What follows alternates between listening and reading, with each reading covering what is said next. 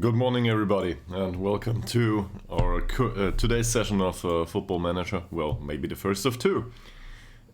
So, last we left off, we were in a somewhat comfortable, somewhat dire situation here. We're fourth in the Swedish First Division North, which is way above expectations, and it's 6 points until the playoff spot. So we've got two opponents here who are still able to compete with us and are very strong favorites to do so. We won the game against Tabby FK, so we pulled them down towards us. That's what happened, yeah. And it was a great game. We won that, I think, 3-2 after we went down 2-0, if I'm not mistaken. But I might have confused that.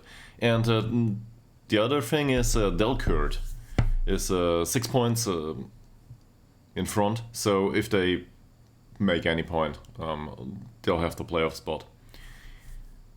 From our perspective, that is. Tabby still has a chance though. But we want to go for the playoff spot, obviously. So it's the Pursuit for Glory, as I named this episode. We will try. And one of the things we have going for us is our next match is against Delkurt. So if we win this, they only have to lose against Vesolons. And we still have a chance. If we win this.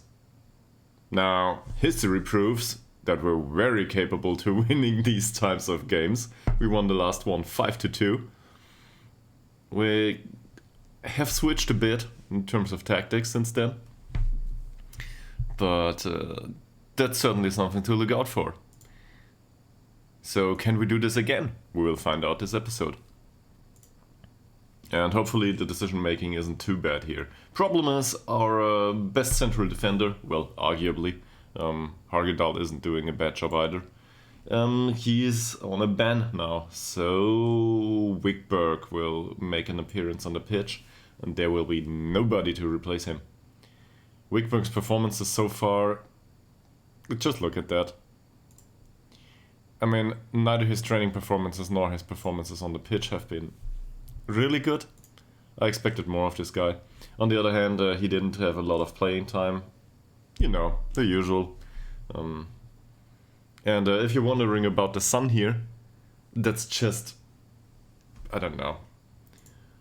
The way the sun that comes through the window in the morning, I can't do much about that. There's no curtains there just yet. So it will go away.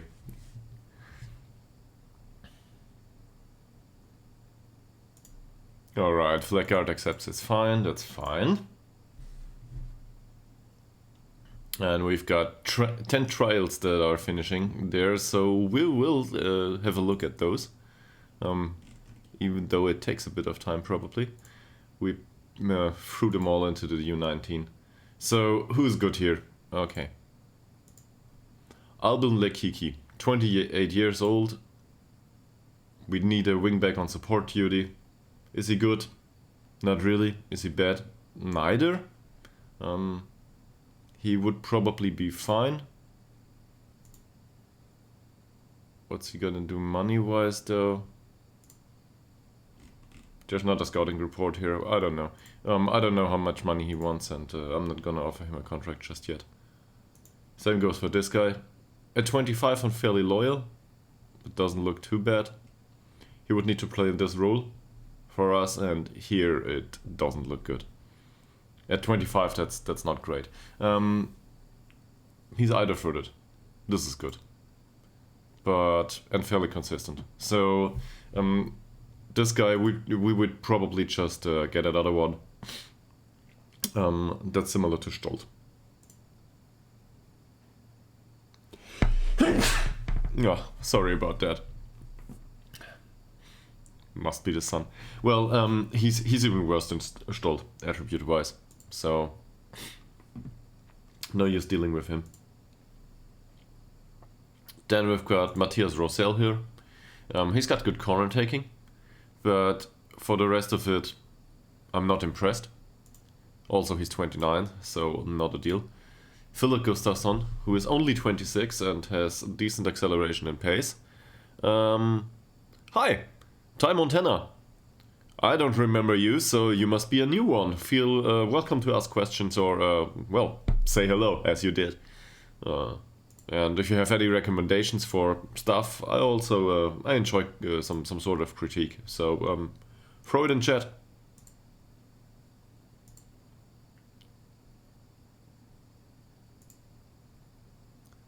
So Manson probably not a good idea either.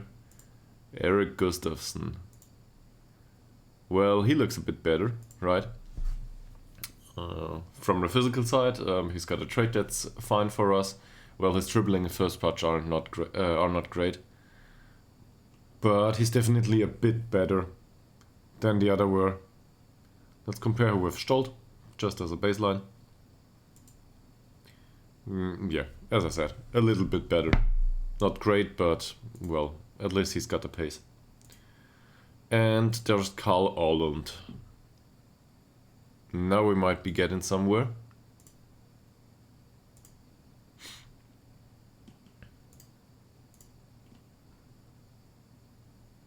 Or not. I mean, his tackling is great. But the rest of it, I'm not so sure. Where is it? There. Again, a comparison with Stolt, just for the fun of it. And we see that... Why Ytterhogdals? I started to save unemployed. So it was just a job that was open and that we got. We were in... I think we tried a few different clubs too. But Ytterhogdals had an opening and we took it. And that was in entirety off stream, so there's no visual protocol of that. But I did what I do every season, or every installment of Football Manager. I start unemployed with a manager that has no idea about anything and go as far as I can. And well, it was the first job. We might get offered something else at some point, but it's not like a specific decision, like I wanted to manage in Sweden or something like that. I might as well have started in Portugal or whatever, whatever's open. But I think it's fitting. So we started with an avatar that had no idea about anything and probably still doesn't have much education in football management, and well, we're in a, I don't know, 550 people village in Sweden. At least it was like that 2010. That's all I can get from Wikipedia. Well, in my defense, I skipped FM22, so but yeah, that's funny. So how did you do in Sweden back then? Any tips?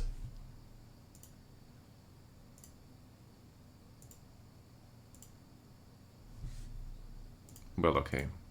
We just looked through all of these. And also, how's your 1860 save going?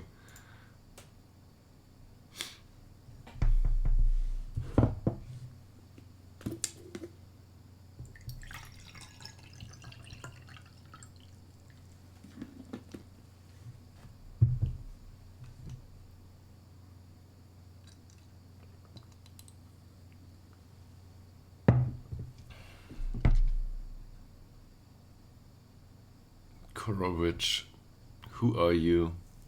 Technically speaking, well, I wouldn't say he's a gifted player, but he certainly isn't untalented in that regard. Where did he come from? No idea why we got him recommended. Well, he's bad, right? But physicals and mentals are certainly lacking if we compare this to Oliver Swan. That's just my go-to comparison in this case. Yeah. Oliver Swan is a very well-rounded player in comparison. And he's already 21. Playing as a star player in his amateur club. I don't think I will.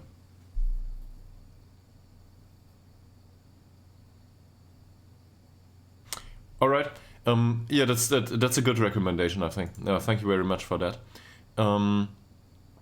Developing players is hard though in this club. So I'm just gonna go there. Because for you this is probably new, but for other viewers this is probably well known. Well, these are the promises we needed to to entertain. It's all about the training facilities in our case, which are really, really bad. Like, where is it? There. Our training facilities are poor. I don't think there's an abysmal in Football Manager. If I'm not mistaken, poor is the lowest lowest there is. So we're trying to get these up to scratch at some point. Problem is, board won't upgrade them if we don't have any money. And we don't get any money if we spend it all on players. So this is probably Football Manager hard mode, if you want to put it that way. Allsvenskan. I'll have a look here. Probably.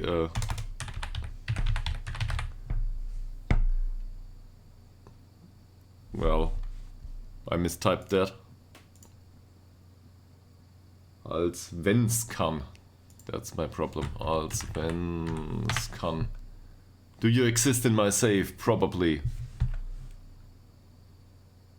Svenskan.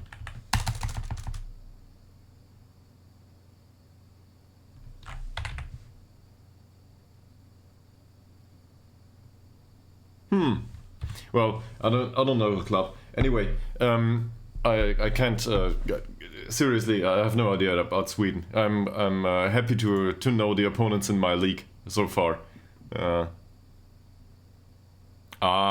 Okay. Yeah, I probably don't have a name pack there. It may be named something else. Yes. So it's maybe it's up here. AIK maybe.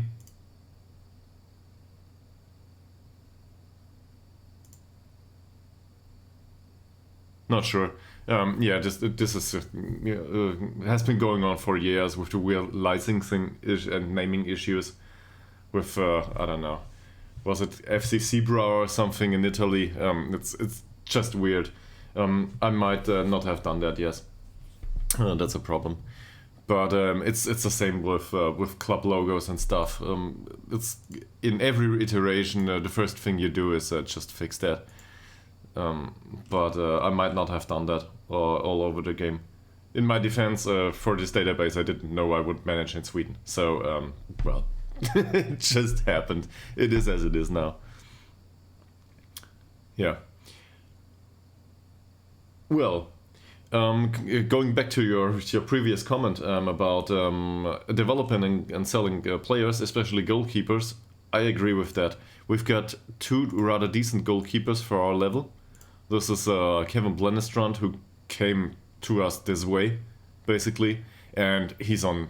Well, that's not even minimum wage. It's just we're exploiting him basically, and the same is correct for our backup keeper, Alexander Westberg. He's not a bad keeper for our level. Aerial reach is a bit lacking, but the rest of it is well rounded, and he's on a similar contract, and. Same here, we've got a contract extension and optional extension all lined up in case things are going well. Also, we've been selling players for way above their worth. In some cases, they're still here. This is, I don't know why someone would be willing to offer 1.5K for Nemanja Jankovic. Yeah, Jankovic, sorry. If I look at that, it's not great. But yeah. So we have been able to do a bit of business there, but it's small scale and low grade. Yeah. But finance-wise, it's going better. Have a look at that. That's the entire history. And well, last season that we got promoted, certainly looked far worse than this season, where we even made some coin. So we might get these improved training facilities after all. I don't know, in a season or 2 or 10. We'll see. On the other hand, I'm not the one to go for a promotion all out of the way and then just leave the club. That's to me, that's a, I don't know, that's a publicity thing to do, probably. It's way more exciting to go for promotion all the time and then, the stream just doesn't exist anymore and we start a new save. But I don't want to go there. So I'm looking to build a profitable club, which is very difficult here.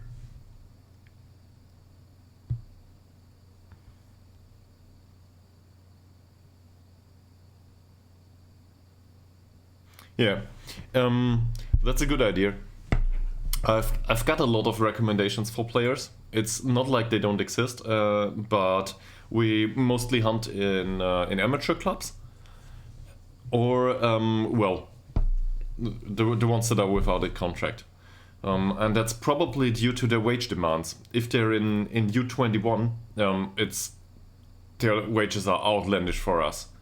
They're also outlandish the other direction around on a real basis. If you think about what I don't know, 100 euros a week means for the player, but for us we can't pay these. We're like, if it's 50 euros a week, that's a lot of money for us. So in U21 or U19 or wherever, we can't pay that. We've got a international player for Somalia in the squad. I'll just show you. Where is he? Farah. He will go on the bench anyway. So Jonas Farah is not a good player. He really is not. But he's the best there is for Somalia, as it seems. So he plays his internationals from time to time, and he gets 85 euros an appearance. This contract was a steal for this guy.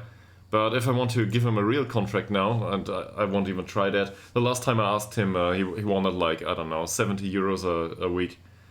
And for his level of skill, that's just too much. If he had like, I don't know, a model citizen personality or something, I would probably go there. But in this case, I'll find another replacement on the same level. Sweden has some good talent. That's certainly reassuring. I can always deal with the loss of a player. They have, I don't know, overall, there's a good player base. The only problem with them is they're all balanced for some reason as a personality. To me, it always looks like there hasn't been much scouting going on SI Interactive side. It's just, these players exist, we know about them, we know their attributes. Personality-wise, not so sure, it doesn't matter, nobody plays in Sweden anyway. And that's how this save goes.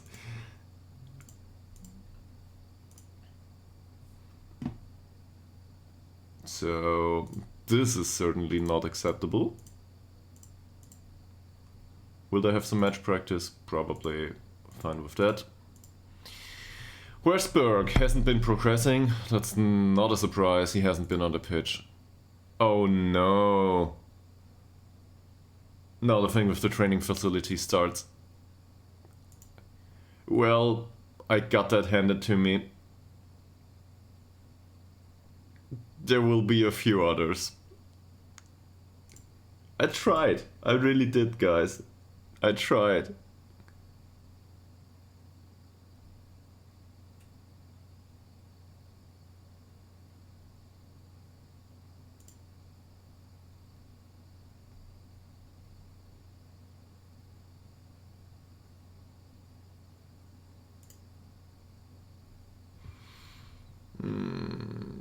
Well, okay, now he's annoyed because, training facilities.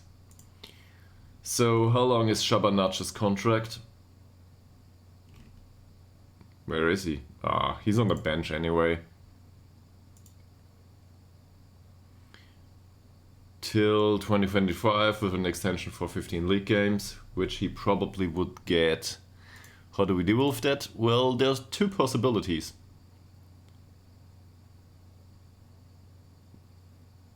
I'm still on a list of his favorite personnel. Well, thanks!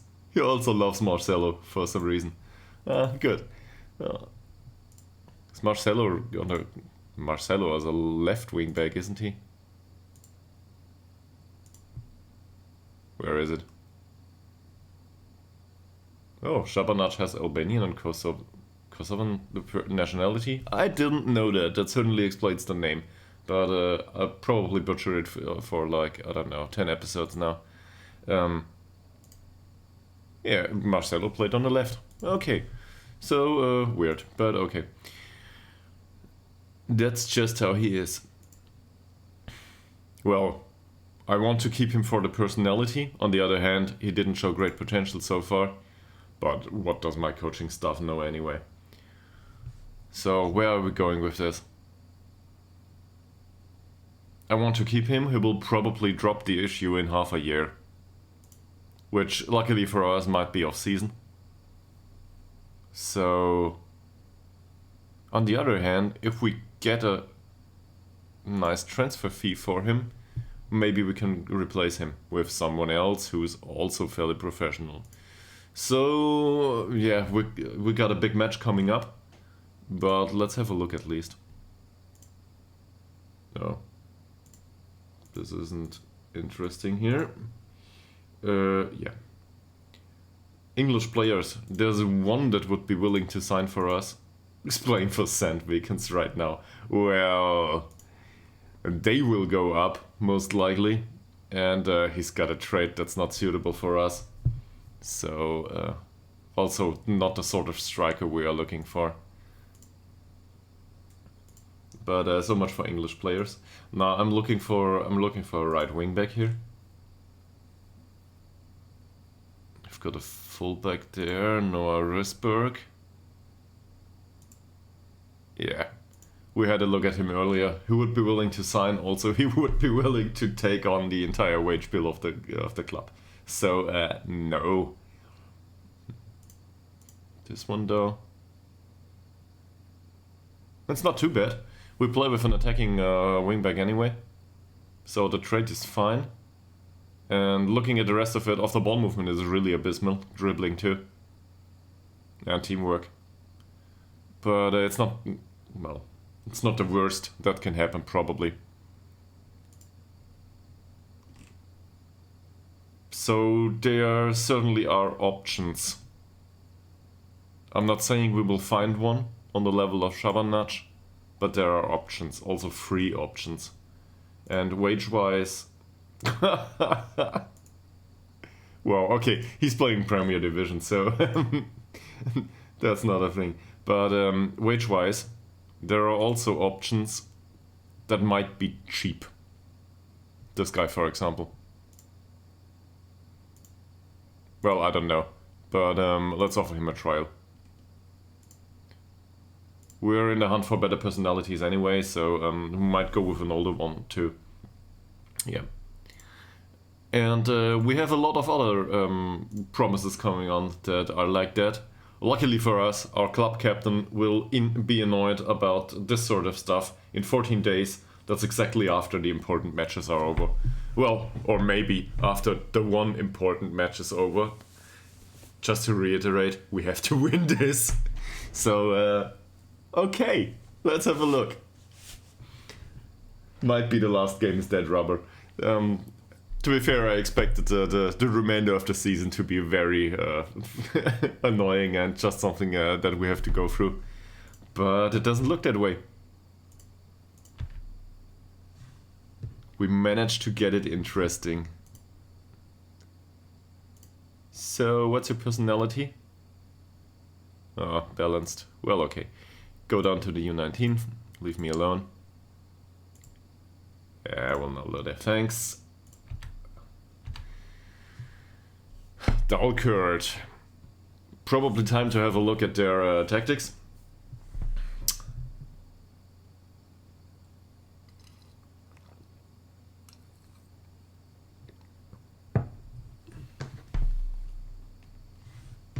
Any suggestions?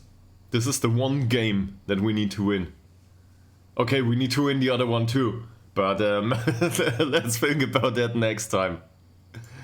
Dalkurd. We will face Bob probably, who didn't play the entire season for them. And now our former player will come back to haunt us. It's just how things work. Where's Dalkurd? Oh, they were up there. Here we are. Tactics-wise, this is a 4-4-2.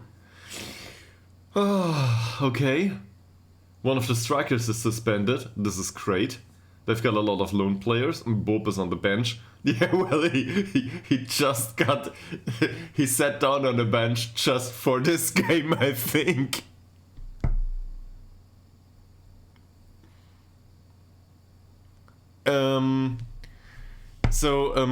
I take from this that you're not from Germany. Is this correct? So it kind of the answer is a bit different depending on where you are from. If you're from southern Germany and Bavaria, okay. So I'm from Germany. So to me this is kind of a natural thing. All right. Just to reiterate on that, in case someone sees this, and you probably know this, but a big club in Germany is Bayern Munich. 1860 Munich is the smaller one of the two Munich clubs. There are others, but neither of them got as big. And 1860 Munich they had a similar standing in the game as Bayern Munich. Well, all the way through, let's say, I don't know, the pre-2000s. Let's put it that way. But bad management drove 1860 Munich down the leagues. And this is especially visible in the case of the Allianz Arena, which you might know because, well, they hosted Champions League matches for Bayern Munich and stuff. And also World Cup matches and all of this. 1860 Munich built the Allianz Arena together with Bayern Munich. So it was 50-50 at the start of it, if I'm not totally mistaken. But over the years, 1860 Munich went down and they had to get rid of it, of their investment in the Allianz Arena, because they couldn't afford it anymore. So, in a way, this is a cheap sleeping giant that went all out broke. And that's probably the best way to put it. So I'm sitting in Nuremberg. Yes, they sold their part of the stadium to Bayern Munich, which, I mean, unsurprisingly, pling pling profit. So that's part of the success story of Bayern Munich too. Because Bayern Munich is not only defined by good, decent management and good decision making, which they certainly have. There's no debate about that. And they also managed to reiterate on that with changes in management. So in Bayern Munich certainly is doing good. I think we can agree on that, no matter if we like him or not. But we can also agree that 1860 Munich is one of the worst examples of management in football in Germany. Due to that, in line with clubs like Alemannia Aachen, who built a stadium and then went down the leagues, and now they can't pay for the stadium anymore. So 1860 Munich went back to their old stadium, which is where you might play now. I'm not sure. Let's have a look. They are probably part of my save. They should still be in that stadium. I forgot the name. Come on. There it is. So 1860 Munich is, the stadium at the Grünwalder Straße. But it's just something that's natural to me as a German. So they're now at the Grünwalder Straße. This is a small stadium, 15,000. And they don't manage to sell out that stuff either. And now overall the problem is they're in a lot of debt. They basically sold out of all of their worthy assets, and they have to start from scratch basically. It's not like there's nothing. There's certainly a fan base, but this fan base has been dwindling too. And The problem is you can keep a hold of this fan base. I'll compare this to a situation in Hamburg. You might know the two Hamburg clubs, the Hamburger SV, and in Hamburg there's another club, St. Pauli, the ones with the skull symbol. So Hamburger SV has always been the bigger club of the two. St. Pauli fans might debate this, but they've always been the bigger club. There's no bigger shame for a fan of Hamburger SV than to go down to the second league, which they are stuck in for 3 or 4 years now, and to lose to St. Pauli in the second league, which have been there for a very long time. And St. Pauli have been doing great. So this competition is... This kind of competition does only persist if it's close enough. At some point, people will start to look at, in this case, 1860 Munich and say, what the hell? You weren't any match for Bayern Munich anyway. At no point. There's not a chance that you will win this game in, I don't know, a cup competition or something like that. Between Hamburger SV and St. Pauli, that's not the case. St. Pauli devastated Hamburger SV several times since they went down in League 2. And that's just the nature of the story. So this is part of why the fan base has been dwindling, in my opinion.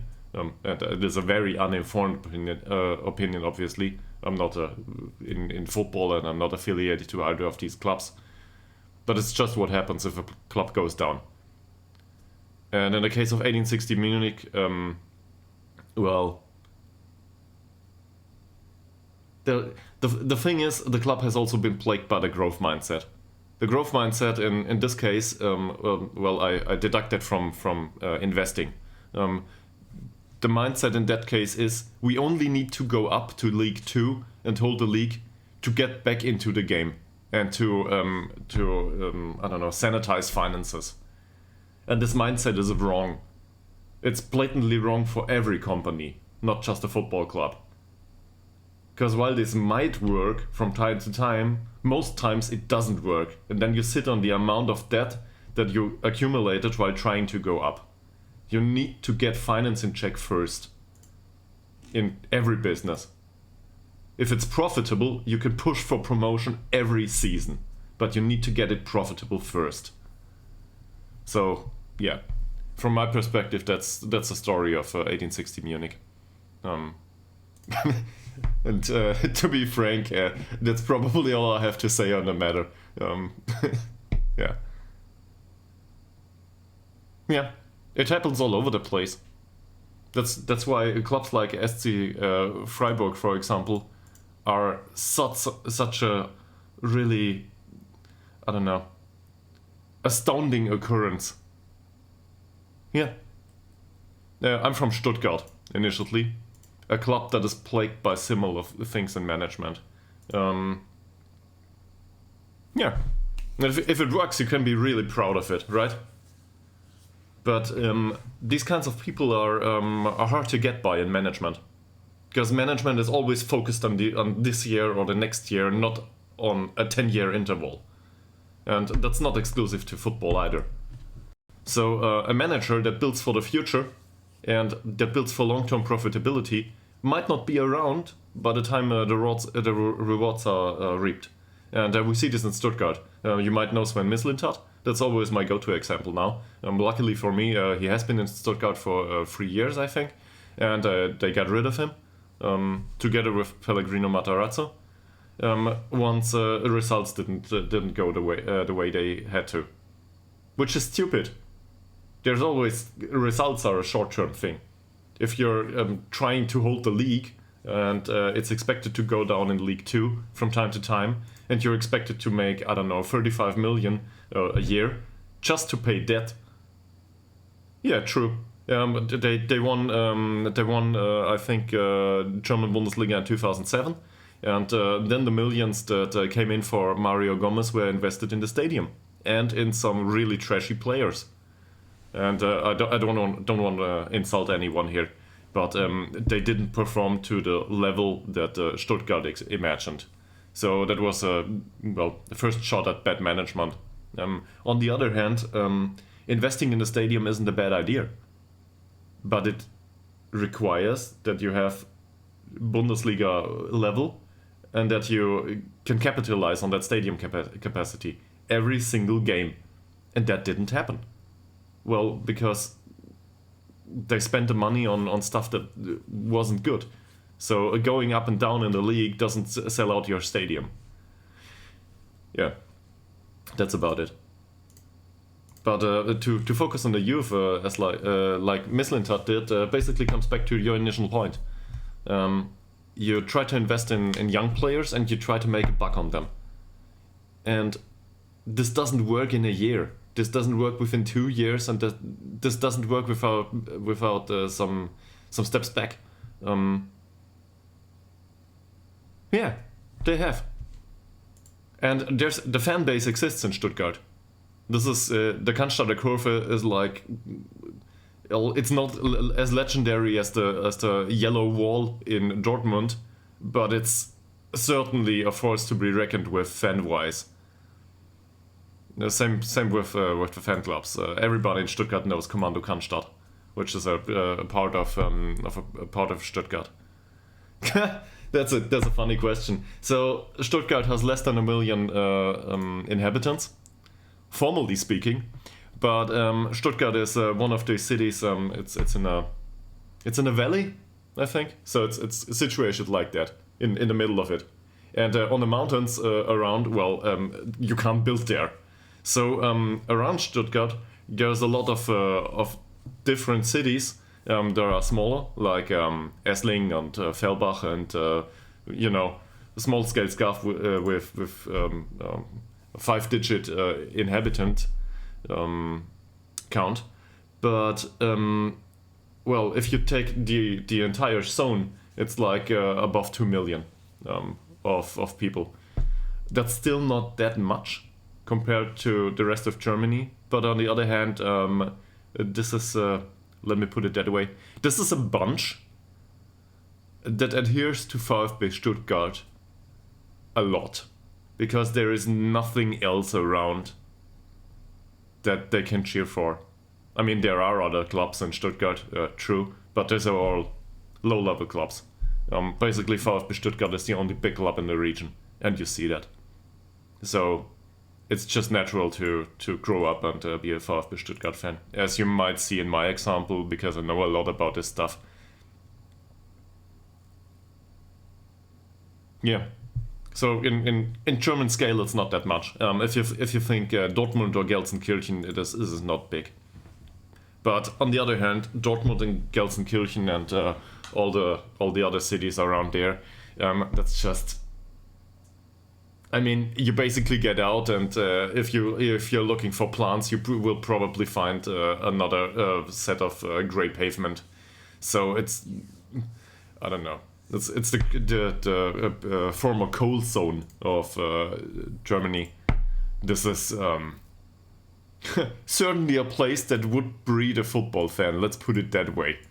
So it's no surprise that there are a lot of big clubs there.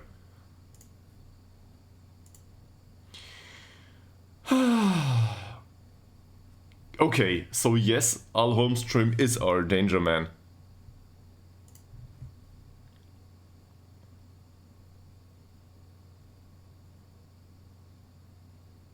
They should be considered favorites, probably.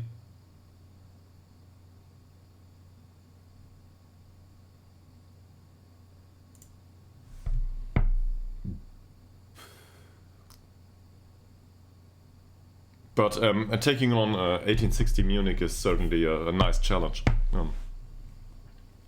I think we can agree on that. If you ever want to have a look into German football and interesting performances, have a look at FC Heidenheim and probably Sandhausen.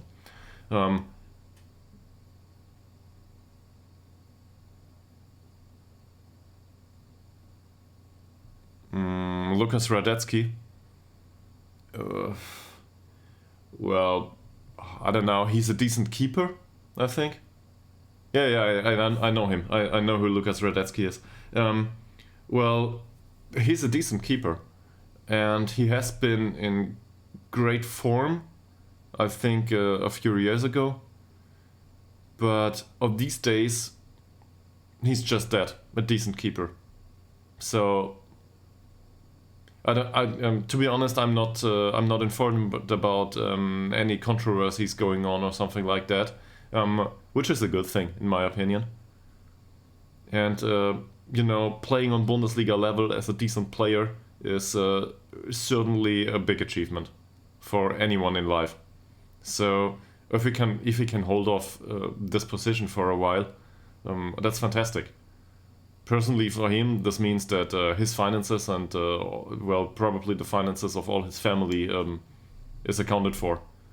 And if we compare this to our personal situations, assuming here that none of you are, I don't know, for some reason rich as hell, then he did a good job and he succeeded in it. In a very unlikely business to go up to the top. But that's basically my perspective for every footballer, so that's not specific to Lukas Radetzky.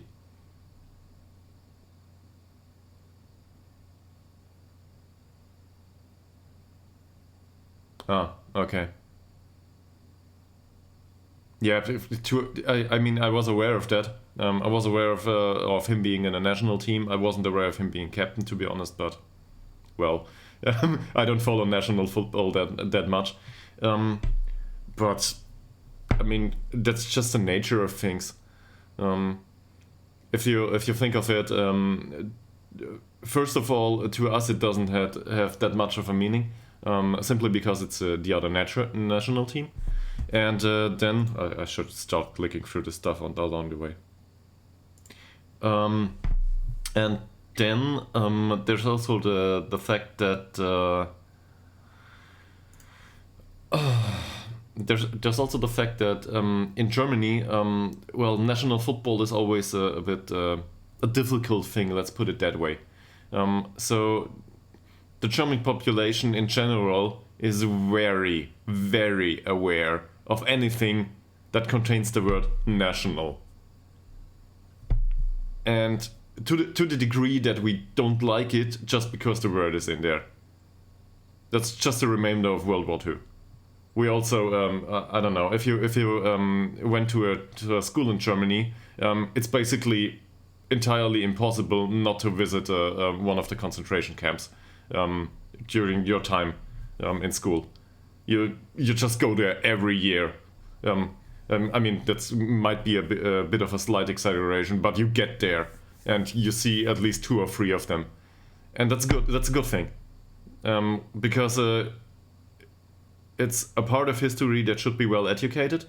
But on the other hand, something like national pride is a very difficult topic in Germany. That might be completely different in Finland because you've got your own story, your own history, considering wars and nationalism and all that stuff. Certainly, certain conflicts with Russia come to mind now. I don't want to go there, to be honest, due to the political situation. But so this has an effect, a football-sided. And Germany is slowly adapting to the fact that maybe some sort of national pride in football things is alright. Very slowly. That's just my perspective. So the same goes for national players in other countries. It's not like we're not interested, but first it's another country, and secondly it's a national team. Whatever. What's national teams anyway? I don't know. It's related to the GDP basically, which is a flawed measure in itself. So, yeah. All right, back to the interview. Yeah, we work hard. That's what we're going for. We've been struggling away? Well.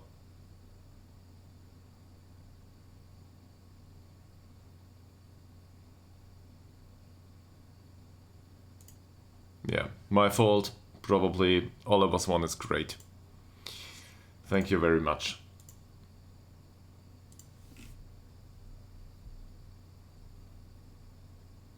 Yeah, sure. I'm sure there's similar things in every country, in every place. That's just the way it is. But of course you don't learn about this stuff because in aggregate that's just too much. It's information overload. So Philip Caselius wants a new contract. Would we be willing to take him into our club? Probably not. He's much too expensive. Go away. I won't go through these now. It's just too long. I wanted this episode to go to the match of Dunkirk. I want to see this match through. I want to know if we've got a tiny chance for promotion or if we don't.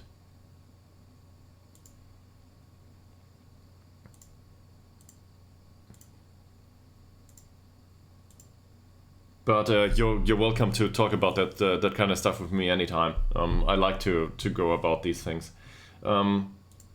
So I think some of the fan base here pushed us to go for promotion, and I'm certainly grateful for that. Let's have a look if we can manage to do it. But this certainly requires a sort of a few more individual talks. On the other hand, morale has been great. Will I go for the team meeting here?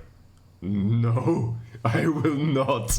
The risk of it going badly is just too high. I will talk to the individual players until they have perfect morale. Support him. Shabanac, I will not be able to deal with anyway. He's unhappy now.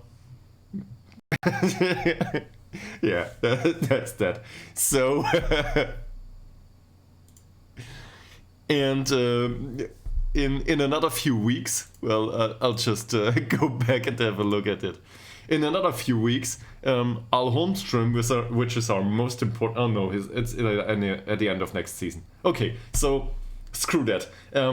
We just have to deal with Oliver Swan later on, which is our club captain, so nothing bad can happen if our club captain is annoyed by us not upgrading the training facilities. But 1 year into the future, we will have to deal with Holmström, Blennestrand, I don't know who Mario Högberg is.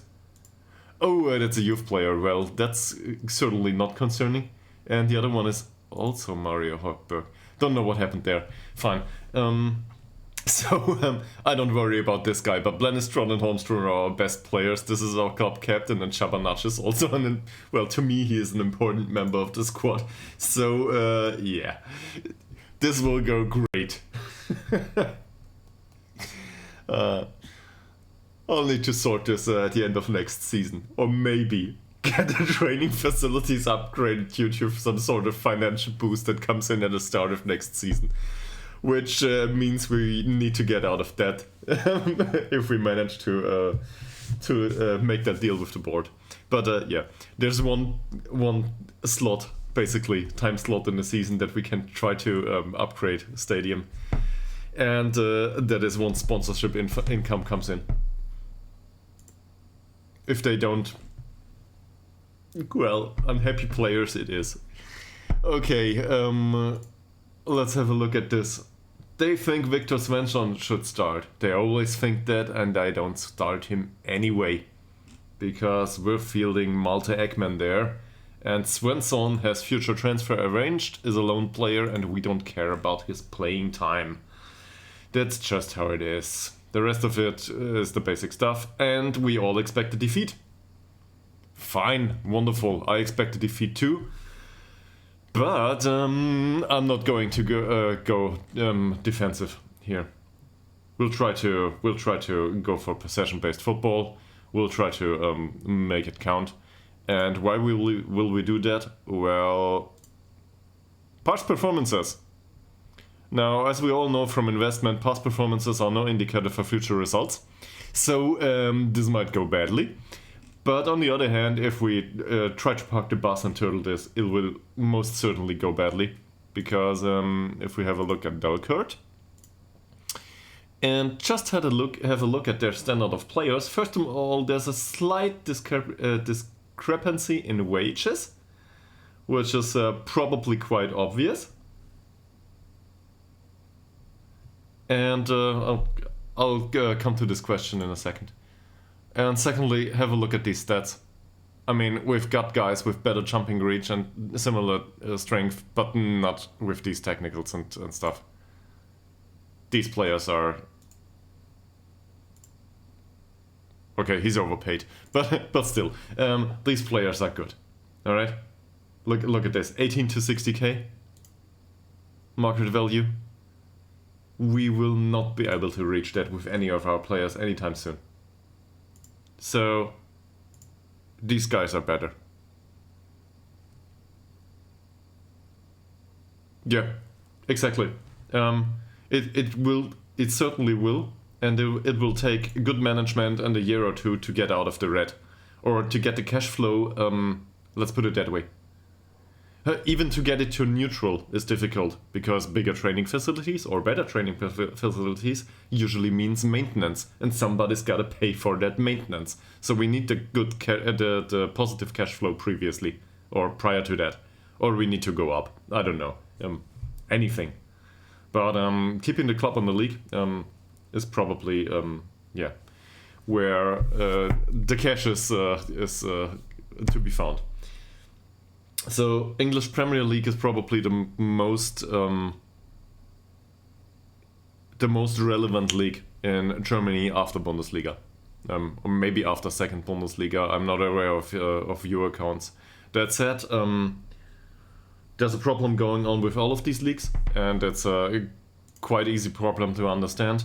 There was a time when German Bundesliga could be watched on one platform. That was before a time it was Sky. Now, Sky is one of these companies, at least in Germany, that is blatantly unaware of technical change, to the degree of we don't want to accept it. So football is transmitted in TV, and they had the possibility to view it in web, just in a normal browser at some point. And then they got rid of it, introduced an app that nobody wanted with DRM that nobody wanted, and on the top of it, they lost the license to some of the games. They lost that to DAZN. DAZN is better. DAZN is a bare bones web player that can be ported to TV, and I'd argue that TV is I don't know. It's a relic of a bygone era. But as a computer scientist, that's probably how I need to think, right? For me, it's just, why would I own a TV? I've got 3 screens here. I can watch football on one of these all day and do other stuff along the way. So why would I sit in front of the TV? I can have my beer here. And, I think the younger generation thinks about it in a similar way. So, to come back to Premier League. Premier League is so cluttered over different channels that basically you can resort to one of two things. Either you go through hell finding out where this is even transmitted in Germany, and you probably won't find out, or you have to resort to some weird tactics just to get an official stream and to be able to pay for it. Or possibility two. Well, you know that possibility. I'm not gonna go about it in this stream, but it's just what people resort to in this case. So it's really hard to be a fan of Premier League or any other league, considering that. That's also a problem of from my perspective of the Bundeskartellamt. Because the way the rights for Bundesliga, for example, are distributed is just blatantly transparent and absolutely insane. Because they don't give the right to distribute Bundesliga matches to everyone. No. They give exclusive rights for some matches to some TV companies. So this is stupid, and an entirety at some point it's just like splitting other services.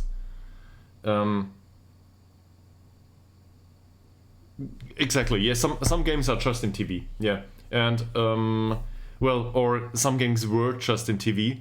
But the problem is the app that they created, in the case of Sky, is really bad. Like, it's. But even if it works, or once it works, and it does, it comes with digital rights management that nobody wants on his computer, and it's really, really slow. Also, it's not in HD. It's like you have to pay for everything. It's monetized to the last cent. Just for Sky to break even. And all the while, well, overall TV viewership has been declining, right? Just a TV is a relic of a bygone era. It's just something that will persist to some degree, but quality will go down. Because streaming is a thing now. Streaming is the new thing because everyone opens a streaming platform. Yes, exactly. And that's the way it will go in Germany too. But these big companies that have been around for a while, they're struggling with their decline. It's just how it works. They're trying to adapt to the situation, but programming an app for a PC to get the control of your streams is not something that's worthwhile going forward. I think they will. I don't know. Streaming is here to stay for economic reasons. It's easier. Yeah, exactly. But the problem is they can't. It's easy to go with a HTML5 player, just drop it into a website. But you can't have digital rights management in this situation. You can't have the control that nobody captures that screen and broadcasts it on some sort of piracy site. So they desperately try to grab that and keep a hold of that. But it doesn't work. People will always find a way. It's just how things are. And there's a lot of resources going into this. And it's annoying paying customers. And we got that story in PC games, and well, if you're old enough, you might remember that story in music. Prior to Spotify, there was another big store that it was basically it was the Apple Store that contained all music, but Apple Store was already the result of very many different stores. There was a time when you had to figure out in which store you needed to buy a specific kind of music to get the MP3 for it. You were like, okay, I don't know, XYZ is under contract for EMI, so I need to go to EMI and to their store and buy the music there. Obviously that didn't work because people just resorted to piracy. Because why would you try to figure out on which of the streaming platforms this is? I want to watch this. I don't want to figure out where it is or when runtimes are or whatever it is. So people don't do that. Yeah. Okay. So, after that excursion,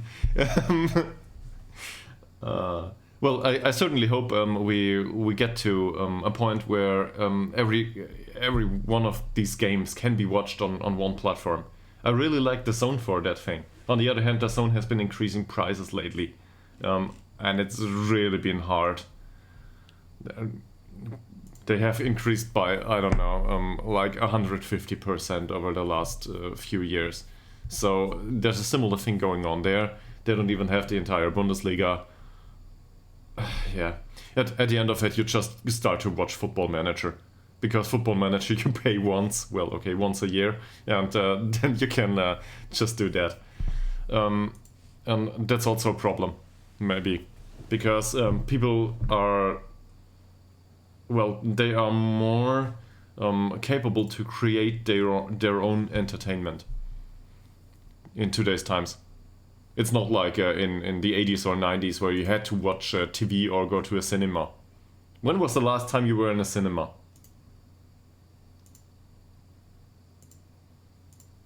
And to me, these things are going down. It might take 10 or 20 years, but they will go down.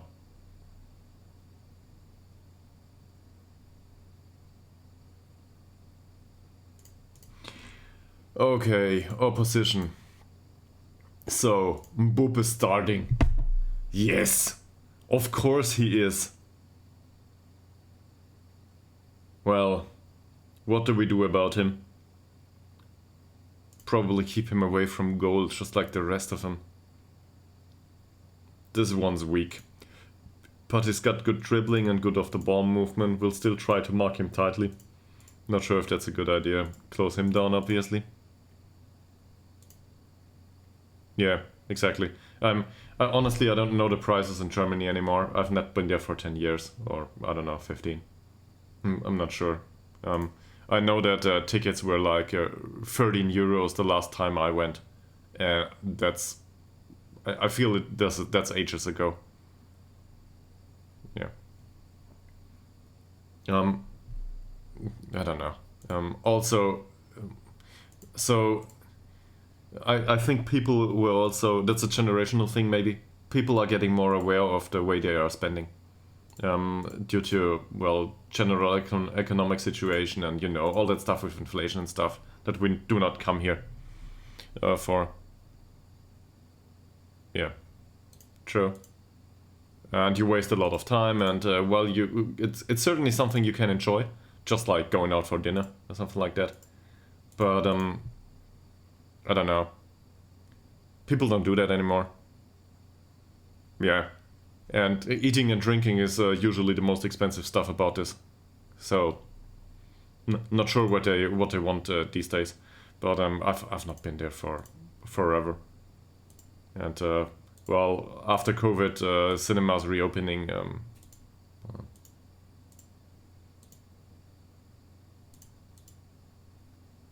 I mean, to be entirely well, forthright about it, I'm not a financial advisor, and I cannot give financial advice. But I certainly don't see the appeal in investing in AMC to any point in time. It's just madness to me.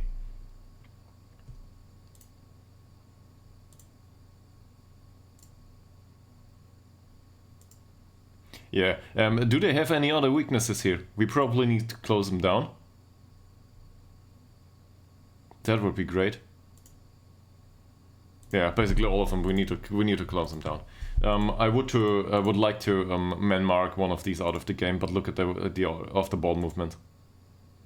Look at these. Well, this one's not that great.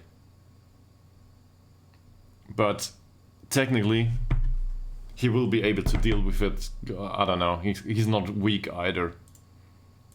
Not specifically weak. These players are good. It's just how they are. No big weaknesses.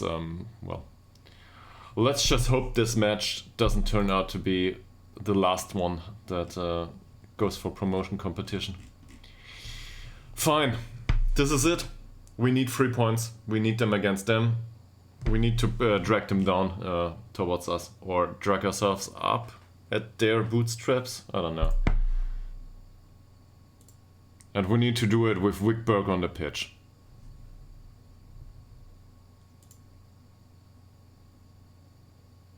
This is a big match. We don't even earn for the ticket prices here, because it's an away game. We're first! We're first in the form table, alright. I forgot the individual talks, right? I forgot the individual talks due to all the talk we had here on stream. Yeah, my bad. Okay. This is as it is. We need to deal with it now. Go out there and slam the ball to the back of the net. There's that is.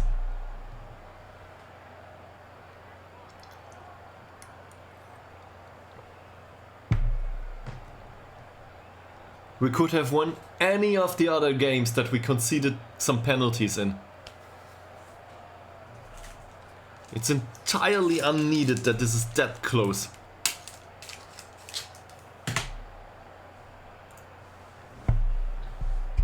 We could have won that one game in the season that we had like 30 chances on goal and lost 0-1. We could simply have won that game and won this game too, and we would have been all the way through to, well, at least playoffs.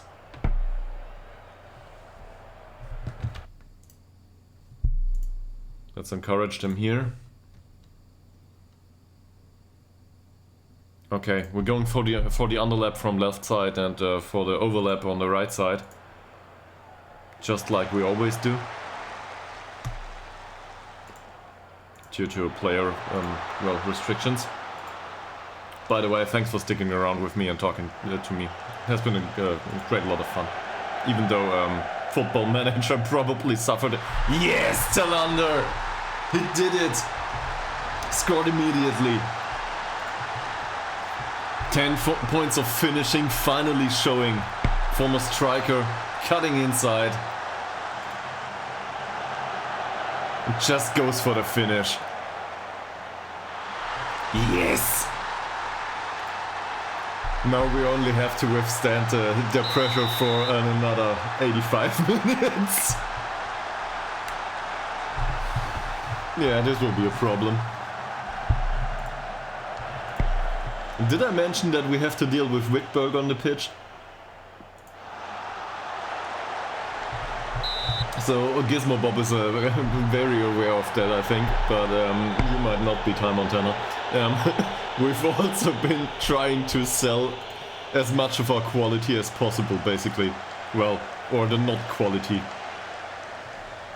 So, in an effort to make some money, we got rid of everyone that, well, that earned as much as €6 a week, if somebody was willing to take them in.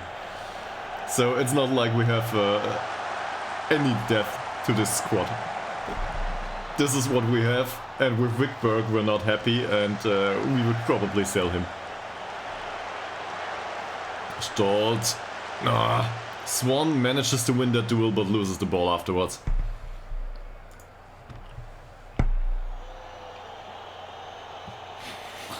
Good morning, Sorloser.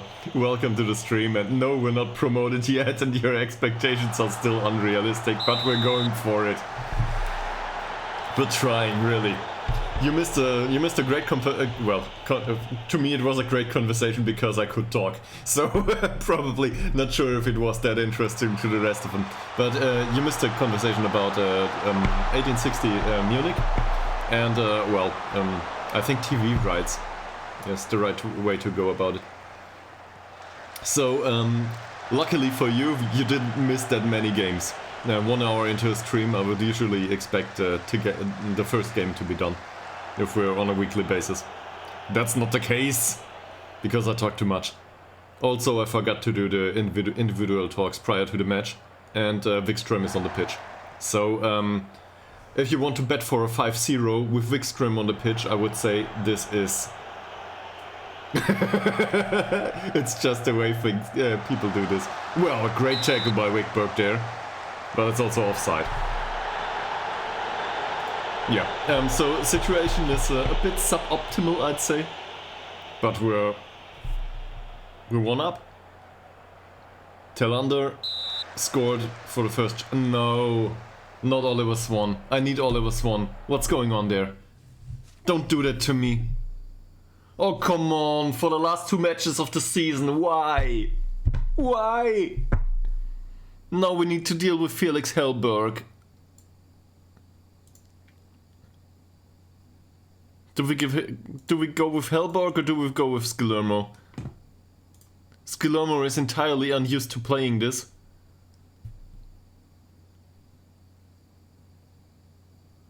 At least he's got the stats. He's competent in this position. Hellberg, well, we signed him for his personality and as a mentor.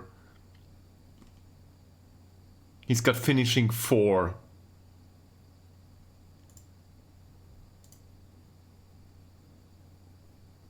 Any suggestions of you, your side? Yeah, well, that's it. That's how this story plays out. All of us one injured and the entire team goes down with him. No, seriously. I will go with Skillermo here. This is a bad decision, but Hellberg is even worse. And the other guys, no. We might go with Skillermo for the wing later on and put Hellberg in.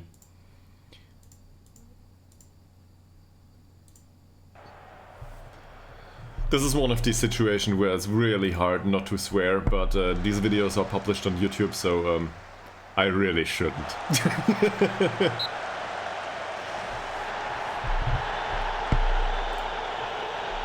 Swearing is also one of these things that's really different depending on the culture.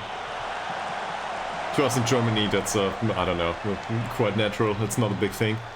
Same as other things that are prohibited on Twitch. It's just weird to us. In the United States, very different deal, as far as I know. So to adhere to all of these, yeah, it's seriously something. Okay, so Skillermo's on the pitch here. We have to deal with it. It's just the way it is. I don't want to encourage them. That's a good ball. Oh, keeper's out. Way out of position here. Will he go back into his goal? At some point, probably. Well, that turned out to be a waste. We were lucky here. Are they shocked? Maybe. Will they be shocked for the rest of the match? Probably not. Forsell doesn't find... well, Swan's no longer on the pitch. It's Skillermo here. And he is found by the long ball. But loses it to Browning. Great tackle. Hagedal doesn't manage to win the duel with Mbub, but we recycle possession. Hagedal and Stolt exchanging passes. Hagedal for Al Holmström. Doesn't manage to win his duel either. Oh, what's this? Ah, Holmström is offside. Okay, that's not a big thing. Mbub is injured. Well, we certainly know that story. That's the way it went down with us too. Best player of the squad injured for half of the season. We still went up in that season. And the striker that scored all of these goals was Robertson, and he's been sold. Yeah, hasn't been developing. Well, that's clearly offside.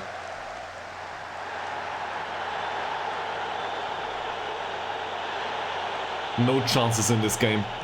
Well, 2-1. It's really not an appealing game to look at, which is great for us, because we're 1 up. So, Bergman here, losing out on the dribble. Stolt, will he cross? He tries to go for the pass. And this one will probably up with Moreira de Silva, who just thrashes it into the opponent's half.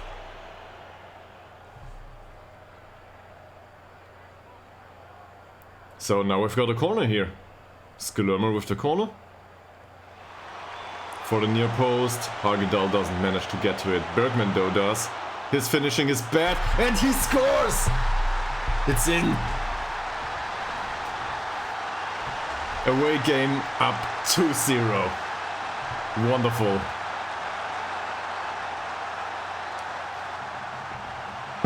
He must have saved his finishing for the entire season just for this shot. Look at that. With his technique, his long shots, his finishing, this is certainly the exception to the rule. I'll just display this here. Technique is 9, the long shots is 7, finishing is 5. He saw the opportunity and he must have learned it from, I don't know, Ian Robben maybe. Even though it was the right foot. Perfect goal. 2-0 now. My neighbors might be thinking I'm absolutely stupid for being that loud at that time of the day.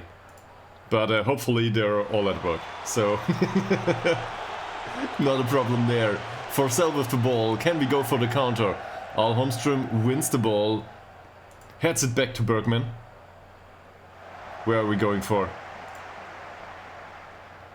Bergman for Skillermo. With the cross, Holmström, well, that was on target, but didn't manage to beat the keeper. Also, he was offside. I feel that's a general problem of Holmström. He's been offside a lot this season. I'm not sure if there are stats for this, but we should probably have a look into that and train him on off-the-ball movement. On the other hand, he's 20. He will improve in that respect. Great header there. Tillander goes for Skillermo.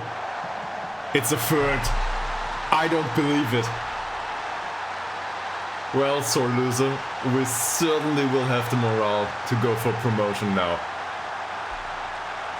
If we manage to get this game handed to us after this performance, I don't know what to say. This one needs to go through.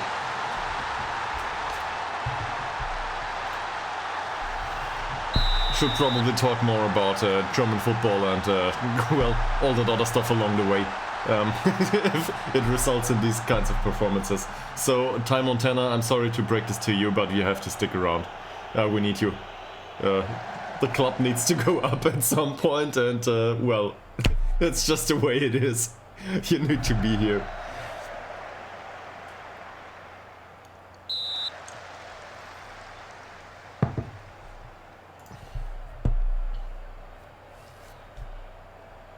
So, what will he do now? Hogdal? Heads it wide.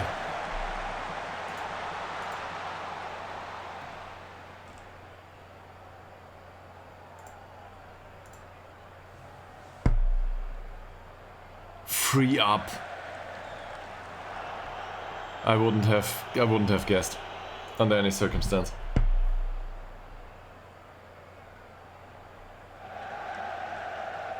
And we won't go for... Oh, Blennestrand, what's that? What a mistake by Blennestrand. And it's offside! Well, that's a bar for feelings. You made a clip.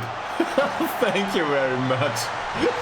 That's the first clip ever created on this screen. Thank you for that. Holmström heads it back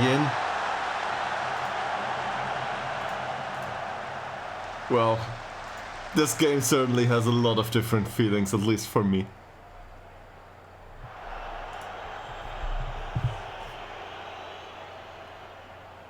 Manson, Nilsson.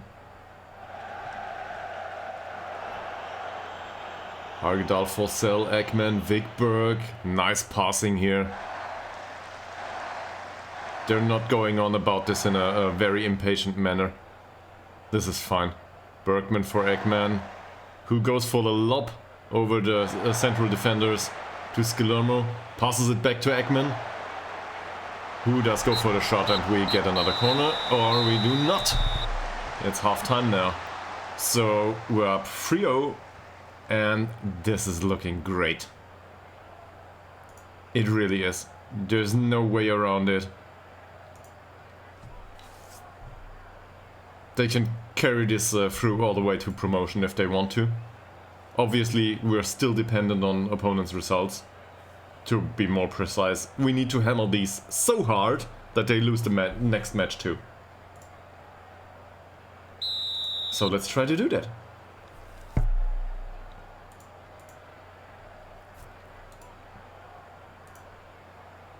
Form-wise, we're first.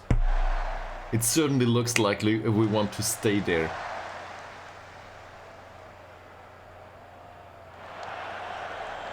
Bergman here. Well, the opponents were a bit interesting, let's put it like that, for the last few games with easy to beat tactics. Oh, that was close for Cell. I saw that one in too. Well, it might have looked closer than it actually was, but still, nice shot. Wigberg with great defending here. Will he find his form at the end of the season? Tillander, dribble, Mariah da Silva, crosses. Well, that's for the keeper to get to. And that's a foul. Yellow card. What will come of the free kick?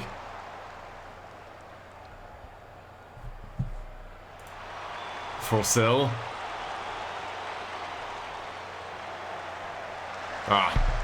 The keeper got to it, but it was a good free kick. It lacked a bit in power, but well, that's fine. Moraia da Silva will miss the next match. That will force us to field Shabanach. Usually, I wouldn't be too concerned about this situation, but he might be a bit annoyed about the lack of improvement in training facilities right now. So, next match we will have one unhappy player on the pitch, that's for sure. Great! For the entire 90 minutes. We managed to defend that well. Kartic dribbles around. I don't know who that was. Skolomo probably? Tillander. Well, they're easy to confuse from this distance. But things are going really well for us. Bergman, Stolt with the cross. Doesn't find Forsell.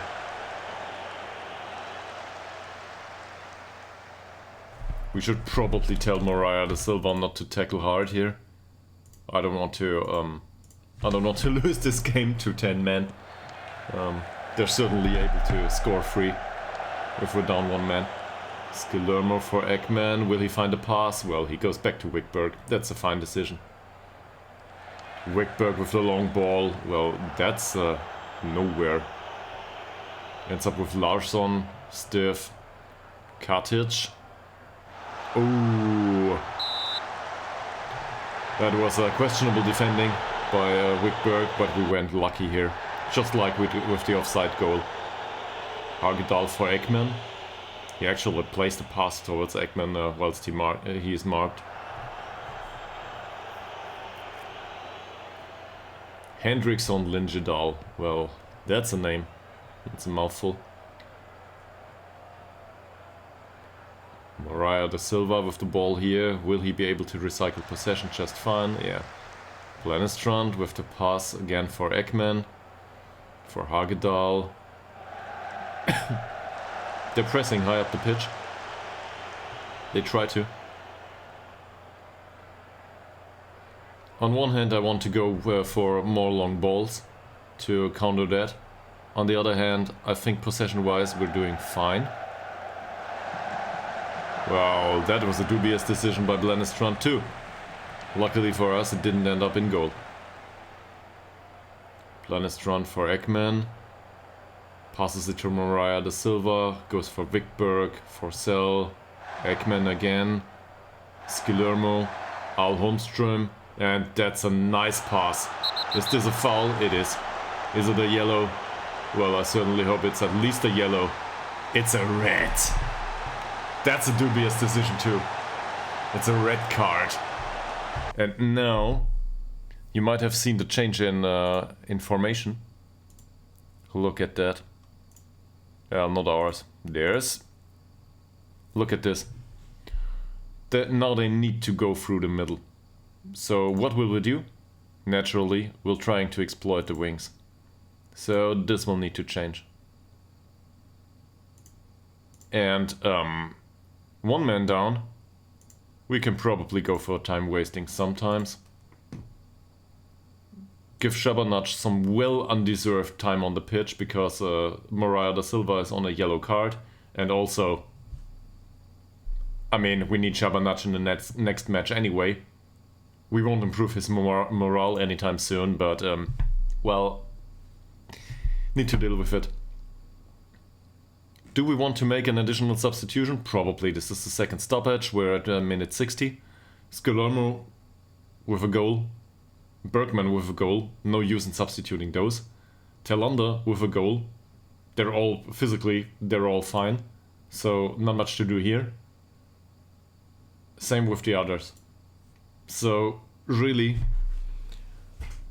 what's the worst thing that could happen? Probably Al Holmström injured. Do we think 0-3 will be carried through by the other players? Probably yes. I won't substitute anyone. I thought of substituting Kovacic for our Holmstrom. On the other hand, if they can manage to score the fourth, I want them to go for it. But yeah. So I need to be reminded of the fact that we still need to substitute 3 players at some point in this match. And we will need to do it all at once. Ytterhogdals here. Yeah, he goes for the long ball. No big deal. Oh, we should probably also play for set pieces. That, just to delay play as much as possible. Forsell, Ekman. Shabanac is on the pitch already. Is he? I don't know. No. Switch didn't go through yet. Stolz. That's a corner. I would have hoped for the foul. To be honest, I would have hoped for the foul. So, Skillermo with the corner here. Doesn't find Ytterhogdals. Finds Forsell though. The deflection. Ekman with the shot. Wow. Manages to hit the top of the net. Praising him here. They've been doing great.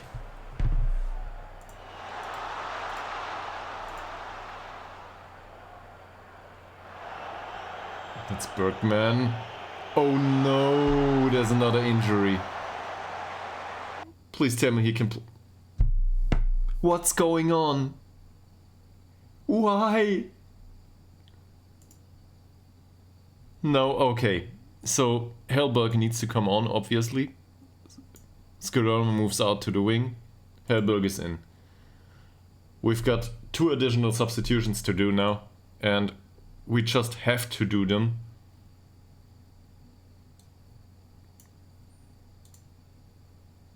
We will go with Farah or with Alnes. I want Alnes to have the time on the pitch for his personality. We might substitute him for Stolt though. That's actually a good idea. Alnes is a more attacking player, and well, it might go down badly. But Stolt is not the one to cross it. Alnes, on the other hand, well, a bit more.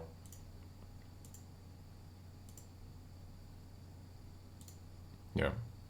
So, 2 injured players. Let's hope that none of these are serious. I need them both for next match. It's a penalty. It's a penalty. Well, we certainly have our history with penalties. What's going on with Deprem? Yellow card. Fitting his kit, so that might be deserved. Skillermo with the penalty. He's not a good penalty taker. Neither of our guys is. Will we score this? Hammered it into the back of the net. Nice. 4-0 against Dalkurd. I didn't expect that. I was hoping for it, but I didn't expect it. And you will see all the excitement will be blown away at the end of next match because Dalkurd managed to get a point.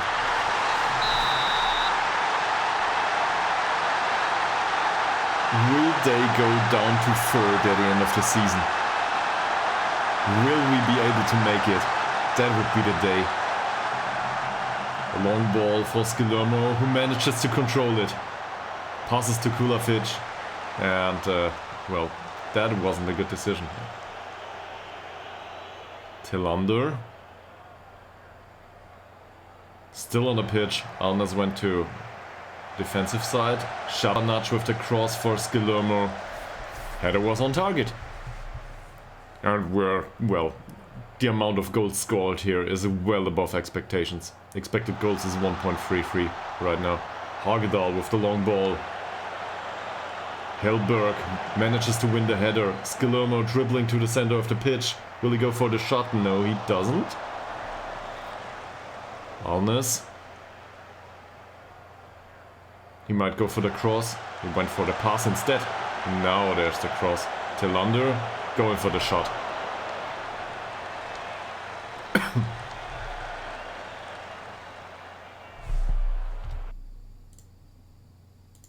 As much as this game has been going great for us, injury situation might be a bit of a problem now. There's no depth to the squad. Ekman. Ah, it's blocked. Will they go for the 5th? I think 5-0 was a very popular prediction for our results so far. Alnes, Hagedal. It's not in. It's over.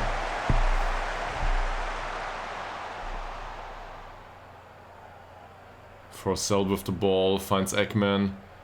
Very good pass for Skillermo, who dribbles around his defender. That's not a thing here. There's the cross. Skillermo might be able to control that again. Yes, he is. Passes for Alnes. That's also a foul. Good stuff going on here. We're well in control of the game. They're one man down. Up 4 goals. This game's done. We got this. We got the result we wanted. And what a game it was. 10 minutes to go. Shabanac for Forsell. Shabanac. Crosses. Skillermo doesn't manage to win the header. That's unsurprising. Forsell. For Shabanac. Another try at a cross and we'll get another corner.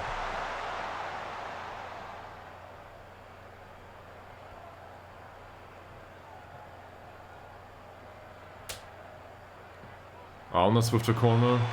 Hagedal manages to head it, but not towards goal. Dubious choice there. Well, that long ball goes straight to Blennestrand.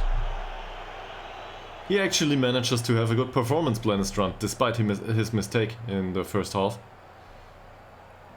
Ekman, Alnes with the cross from deep for some reason. Ekman for Kulasic, back to Ekman. Forsell. Doesn't manage to keep control of the ball. And this is another offside.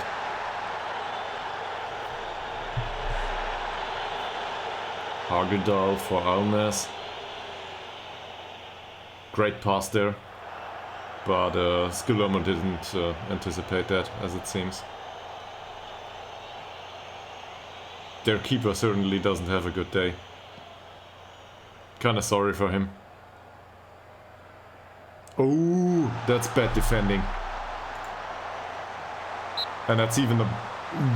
Well, luckily for us, that choice of shot was also a bit unconvincing.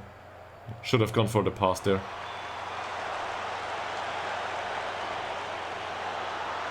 Seger with a weird cross coming back in. That's Hellberg. Is it a penalty? It is not. Good for us. Great work by Hellberg. Dribbling down the wing now. Entirely out of position. Doesn't go for the pass though. There's Ekman with the pass. Nice pass for Skillermo. Back into the penalty area. Nobody there to claim it. Shabanac, will he go for another cross or even the shot? Well, that was certainly an effort. He tried to go for the shot, I think. And now it's a cross. Hellberg doesn't manage to win that one. Well, Shabanac scoring a goal would have been nice too. Passes it back to Blennestrand. It's 3 minutes to go. I think we can waste time as much as possible now.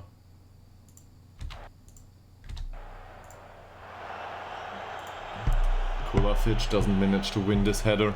He certainly didn't show much on this occasion, Kulasic. Ekman wins the header. Skillermo, will he go for the pass? No, he loses the ball instead. Decision making took too long. That's a good pass. But Wickberg intercepts it. In all honesty, I didn't expect a good performance by Wickberg. This was great. Well picked pass. Will Skillermo go for the... Well, he tried to lay it off, but it was offside anyway. That could have been the 5th.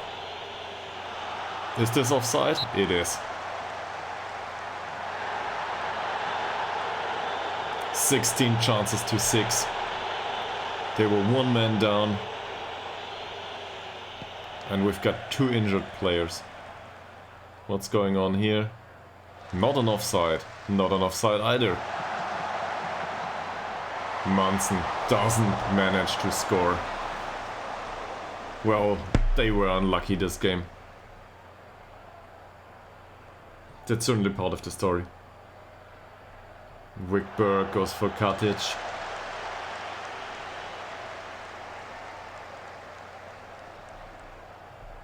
Liljedahl. Hendrickson, Liljedahl, if I'm not mistaken. Wickberg doesn't manage to go for the header. He loses out strength-wise, if I see that correctly. That, though, Alnes misses the tackle. Monson, not a goal. Deprem, not a goal. Nothing happening here. We got this. Certainly looks more interesting than I'd like it to be, but at the end of the day we will go through with 0 goals conceded. Which also, and this is quite something, goal difference now is well in our favor due to this game. I'll show you after the game. That should see it through. Another corner here, and then we'll have it.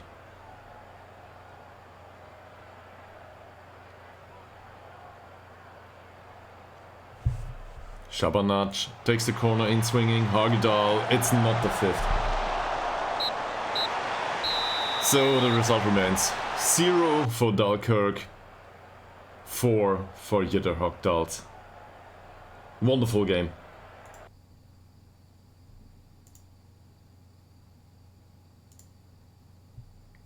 Just fantastic. The only problem is the 2 injuries.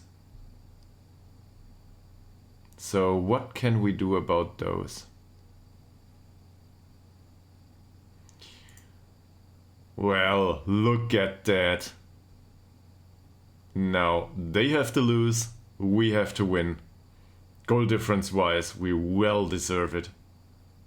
But we need to win our game and they need to lose theirs. What are the odds?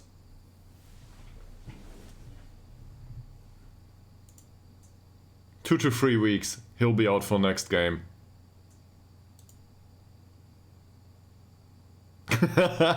He wants a conversation about officiating standards. Well, Bergman, 2 weeks out, pulled ankle ligaments. It's both pulled ankle ligaments. Let's go to the press conference. That was stressful.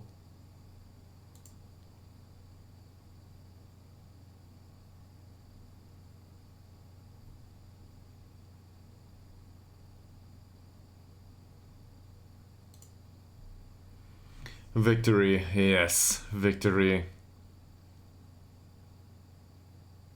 And Tebby suffered defeat. I didn't even notice that. True, that has to go our way too.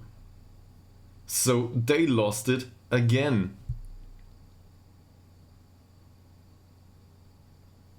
Against Vasalunds, that is, against our next opponent. Is this something to be excited about? I'm not sure.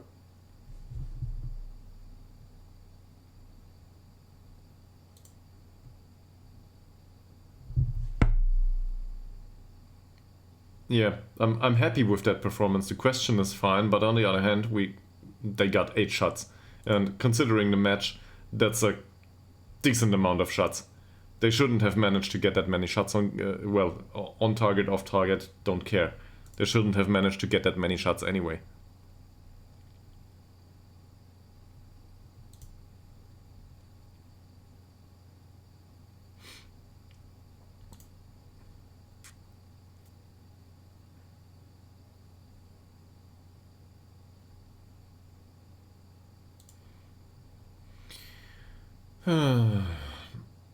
How do I think about the standards of the referees of refereeing in Sweden?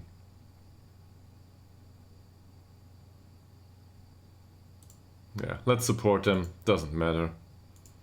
To be honest, they've got a really difficult job to do. In, well, probably in Football Manager as well as in real life. I don't know how this is programmed, but mistakes are part of the game, I think. 3 key players missing. There might be a youth player on the bench at this point. Shabanaj unhappy, undoubtedly. Yeah, he is. So let's praise him for his conduct.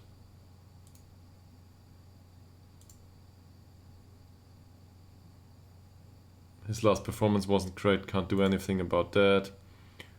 Form hasn't been great. Let's praise him for the training for the time being. Yeah, it just doesn't improve. It just doesn't improve. At least for now. And the rest of the squad is in high morale. Okay, we'll have to make do. What is Svensson training right now? Box to box. I don't want to rely on Hellberg. That's just the way it is. So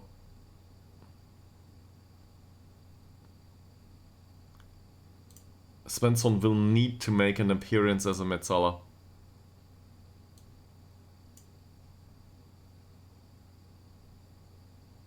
Which he's not used to.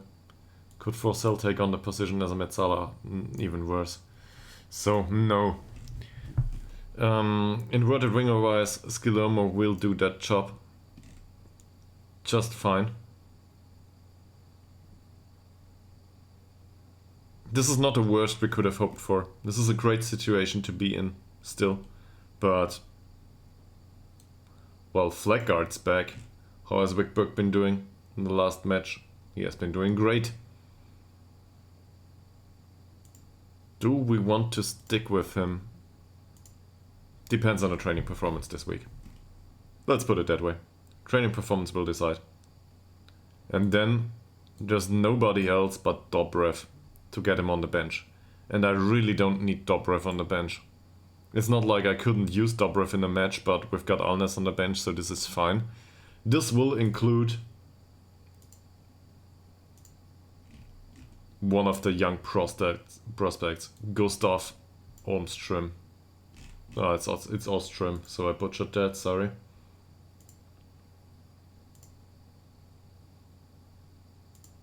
He will be on the bench in the next match. With these training performances, that personality, we need someone in midfield, so that's fine. Yes. We'll go there. Okay. Now we only have to win against Vasalons, and we have to go, the other results to go with it. Do I agree?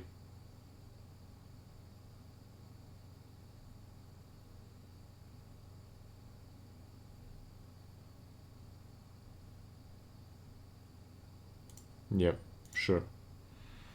I think they have a hard job. I really do.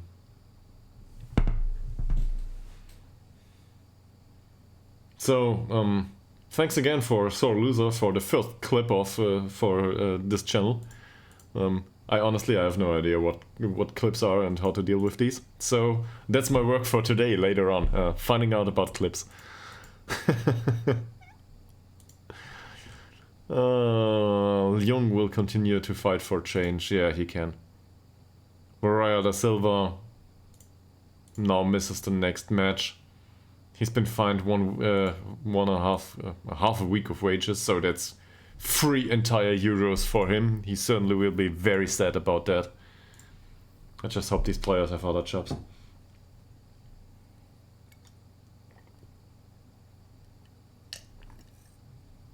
Owen Farah is on international duty. Great. He's on international duty to play an international fixture during this week, coming back probably halfway exhausted, and he will sit on the bench.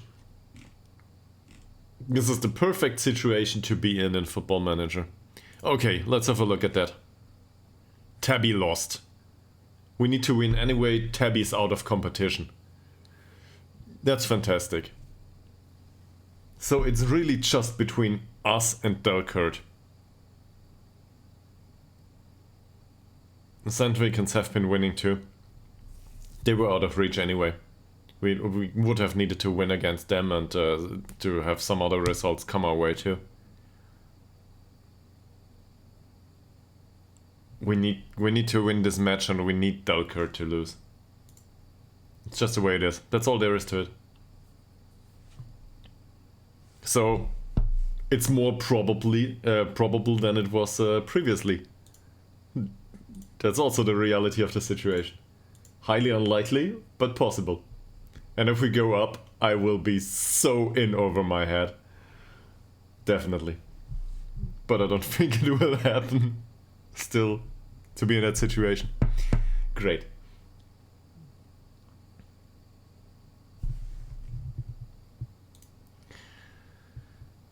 Oh, Ytterhogdals IK.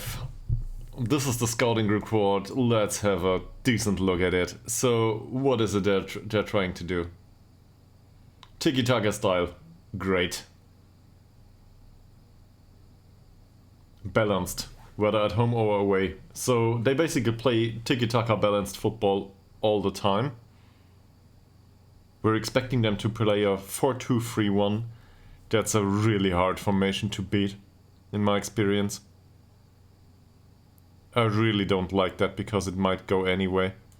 A segundo volante is someone who is willing to dribble from time to time, if I'm not mistaken. That guy certainly has the skill set for it though. Yeah. Not a surprise here. Edwin Nilsson. Good skill set too. We will need to go for the overlap there. To get some width onto the pitch.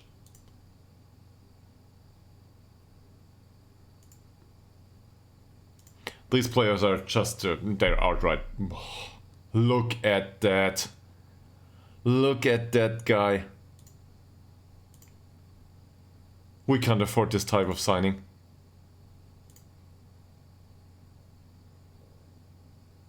I mean, okay, he's got some weaknesses like strength.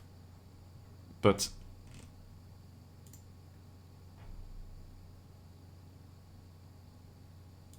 he's not been paid a lot of money either. But he's got the stats to be, well, okay. Some of it is lacking, so I might have been a bit in over it here. But that market value though, 22k to 2.2 million. Yeah, I'd like to have someone like that in my club too. These players, they're all worth more than our entire squad. And this is the last game of the season for us. That's a good keeper. Don't tell me this is the one that... Oh, don't tell me this is the squad with that keeper. I'm not sure if it was this guy. But there was a 30-something year old that had the performance of his life in one of our games during this season. So we're playing Vasalund. Where are they? It's a 0-0.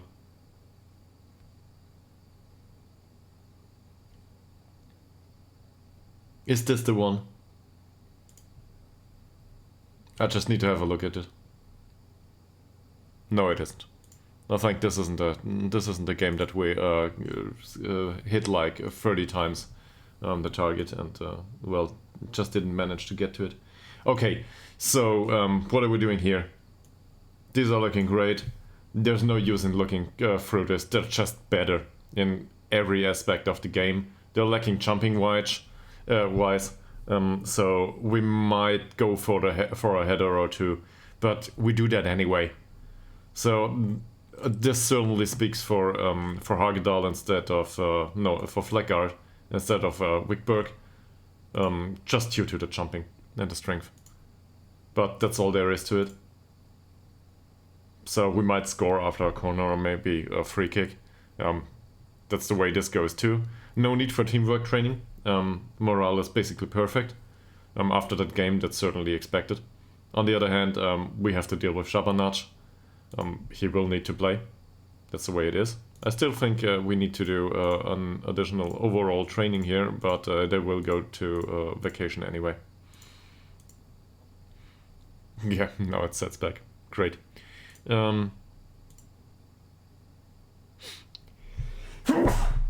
Sorry. That happens. Okay, so let's put in some overall training here. Just maybe if someone will stick around. Alright, but I don't think they will. This entirely depends on playoff games too, obviously. And, well, I don't care about the youth squad, to be honest. Too lazy to do that now. Fine. I will go for a short break, bathroom break, as usual. And we'll probably be back in, I don't know, 1 to 5 minutes. So you will see the break screen, and we will see each other again after the break to have a look if we can actually win that game and if we can go through with our effort to achieve promotion. Weird. We were expected to go down. That's the thing. Later.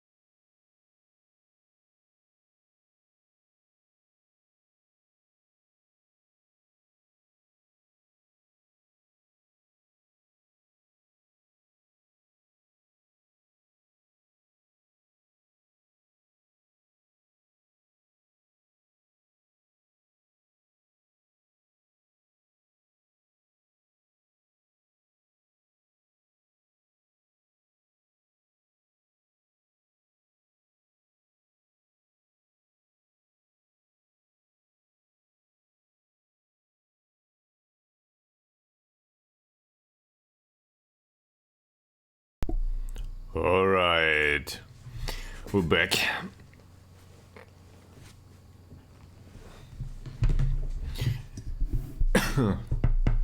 This will be much more exciting now. Yeah, get me the summary to inbox. Not willing to deal with these guys now.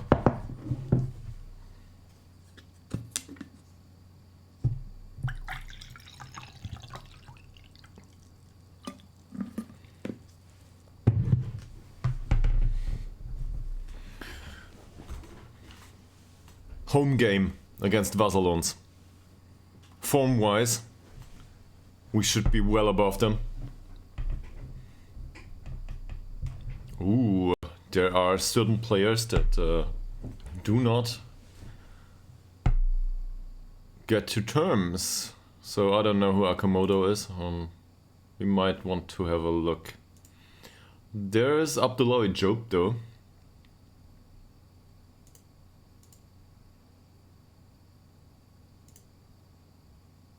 Interesting player. I mean, he's already 23. And his long throws are bad, but I don't care about that. He's on a longer term contract though. And his physicals are really... Look at that. 55 kilograms. 1 meter 60. So, yeah. He's probably not the one to work in midfield. Technically though, on the technical side he is good. And mentals are also good. He just doesn't have the fortitude to play there. It's really unlucky. Should probably do TikTok videos or something with his ball skills. That came around, I don't know. You know what I'm talking about, right? Ooh, we've got good talents coming in, apparently. Who are you? David Person, temperamental midfielder. So we need to coach him into something. Lindgren, balanced. Well, the rest of him is... This is called decent talent, and it's marked down as red. Okay.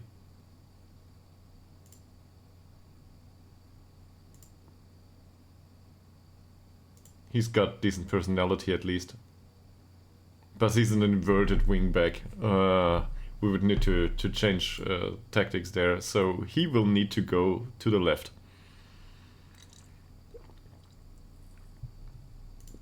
But I think that's possible. This guy is 16, he can learn that. Hadal. Ooh.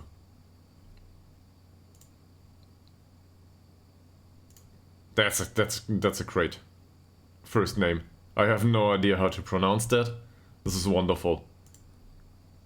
What does it mean? I will probably need to ask someone from Scandinavia about that. I have no idea how to pronounce this. Bor? Por? Who knows?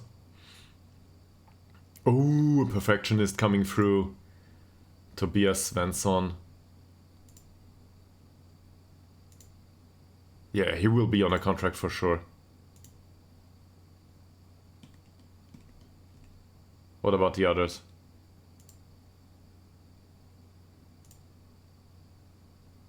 That guy was either footed. This one is a fairly professional player. Also a central defender. Probably, maybe. He's got the skills to be a fullback or a wingback though. Well, not really. So I would probably try to shape him into a central defender.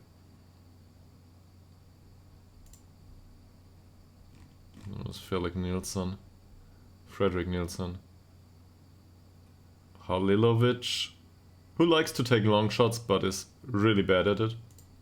Great.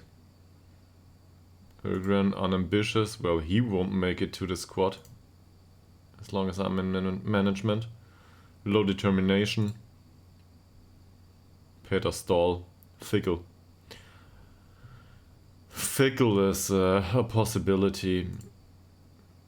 It's alright, we can probably deal with that. Okay.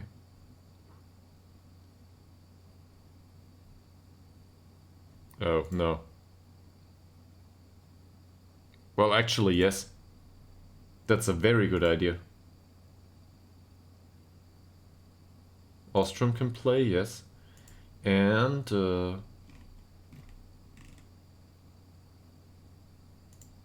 yeah, we will go there. We will make everyone available that's not entirely match fit.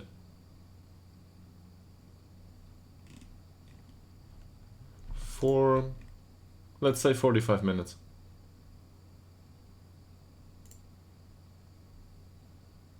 And Mariah da Silva doesn't need to play. He can go on vacation, I don't care. Maybe talk to that, I don't know, that blah blah blah cruise club or something.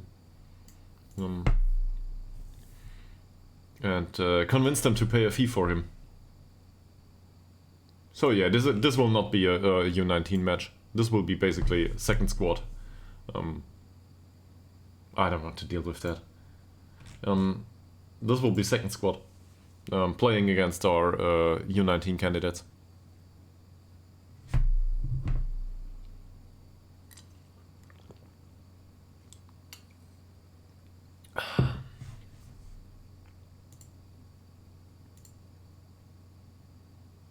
Yeah, whatever. Go for it.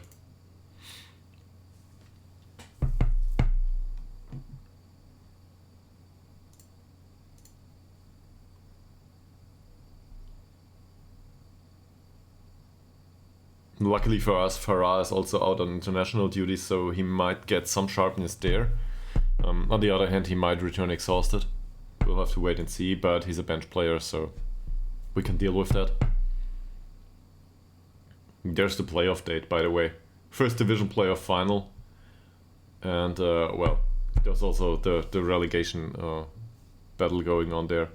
I'm not sure how this works, even though I made it through that loophole. We just won, whatever. Okay, youth candidates.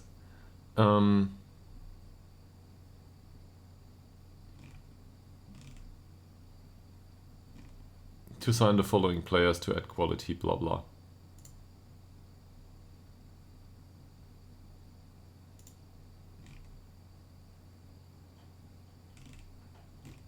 In all honesty, I will go through that list myself.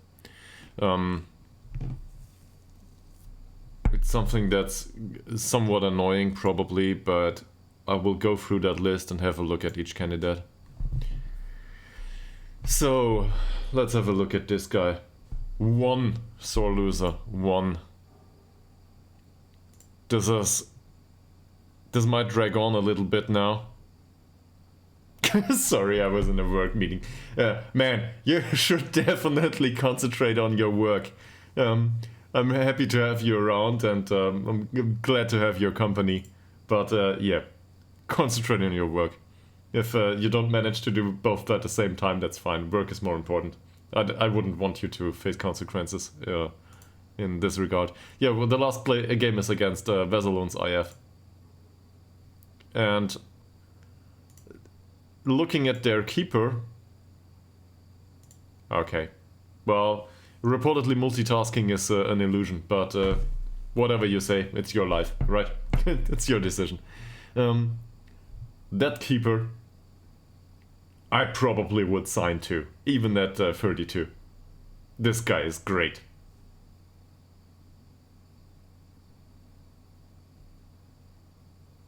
And he even might go for goalkeeping coaching at some point. Yeah.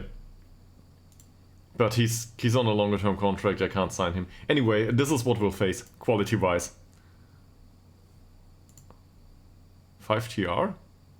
Ah, 5-star. Yeah, they're all 5-star. For us. Look at that. Central defender? Not a problem. Same. This guy?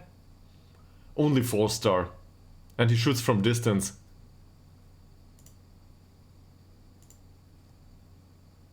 These guys yeah. Yeah, definitely too good for this level.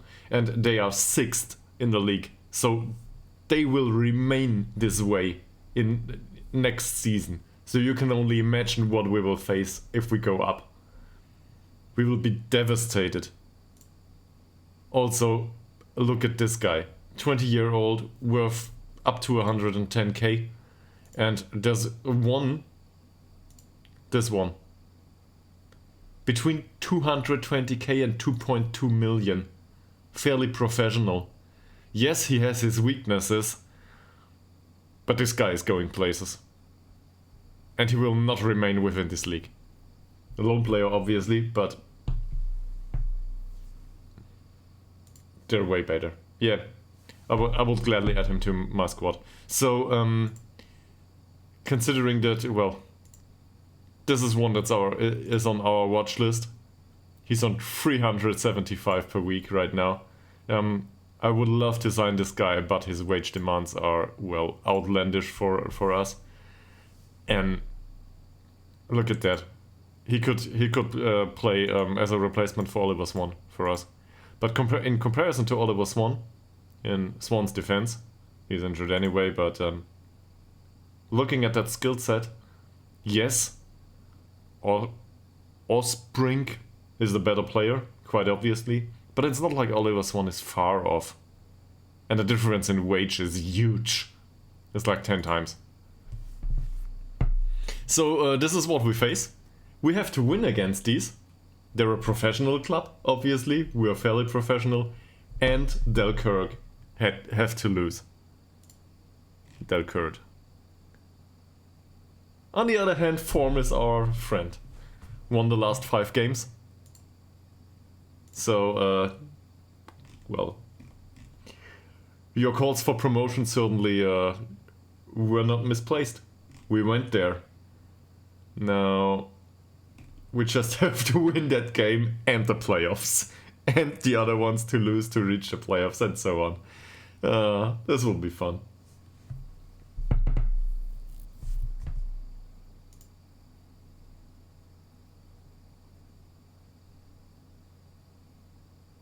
Oh yeah, I wanted to go through the youth squad. I will forget them if I don't.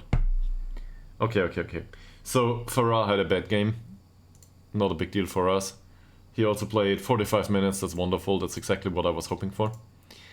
So, now he's still not, he's losing sharpness, it says here, but whatever. He's got good goal-keeping statistics. Yeah. I would have guessed.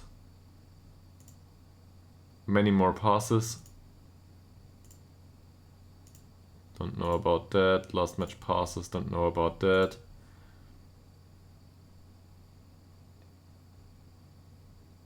There's an M.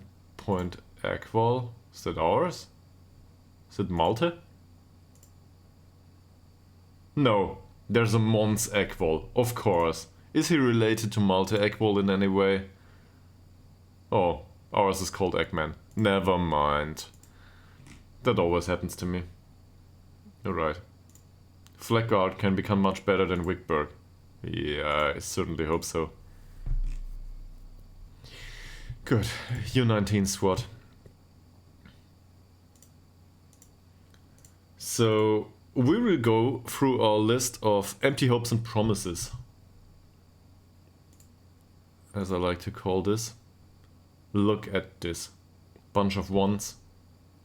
No great finishing. The only thing this guy has going for him is acceleration and pace. And work rate.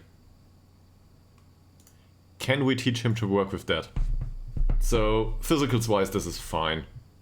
Technicals wise this is horrible.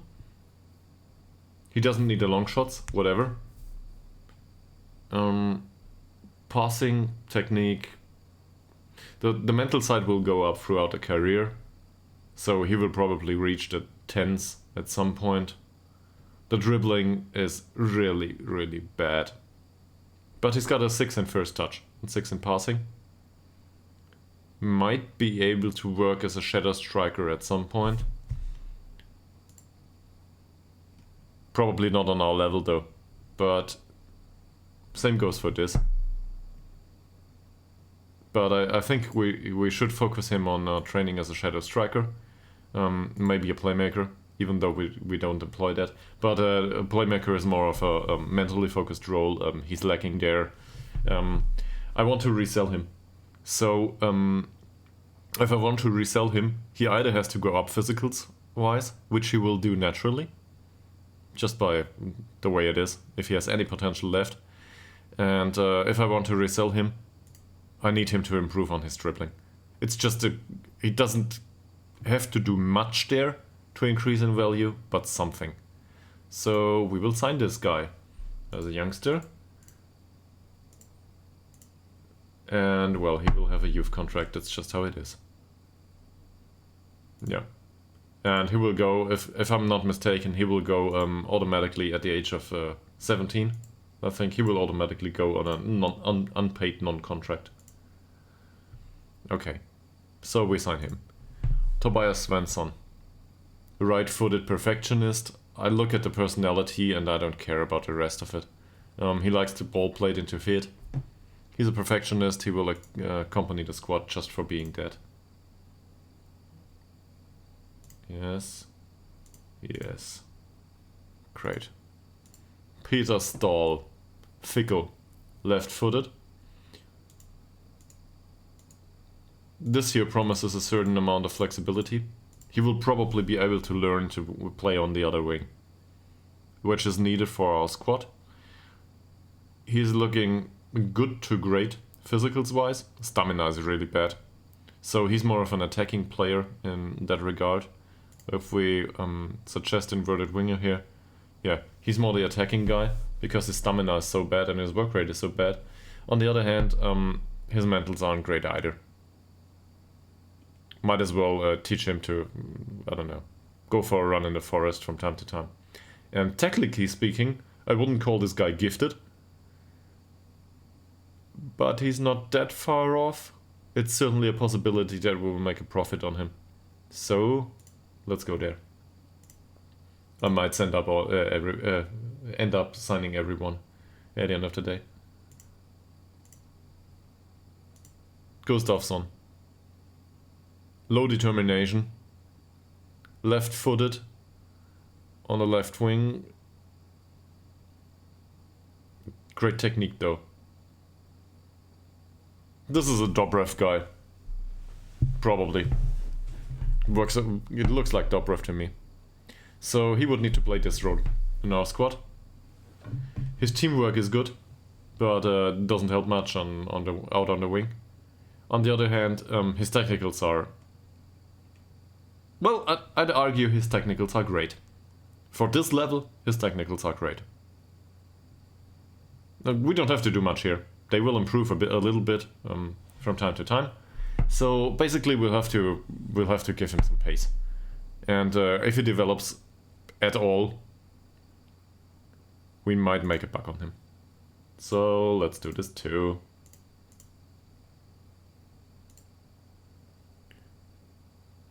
I'll pronounce this Bor. I don't know how to pronounce this. Bor Svensson. Unambitious. Left-footed. Too slow. Technically speaking, not good enough. His tackling is good. Problem is, I don't want that personality in the squad. I just don't want him to be an influence on the other players. So he'll have to stay. I'm sorry. Peter Modig. Balanced. Good technique. For a forward especially. He's 180. He will probably grow at least a bit. So that's acceptable for a striker. From our perspective. Decent long shots. Which is an added bonus. Jumping reach of 10. Can we take him up as a target forward or as a deep lying forward? I would be happy to play with a deep lying forward too. But target forward is fine.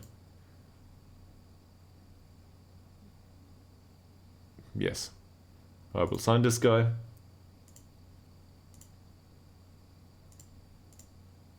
That's fine.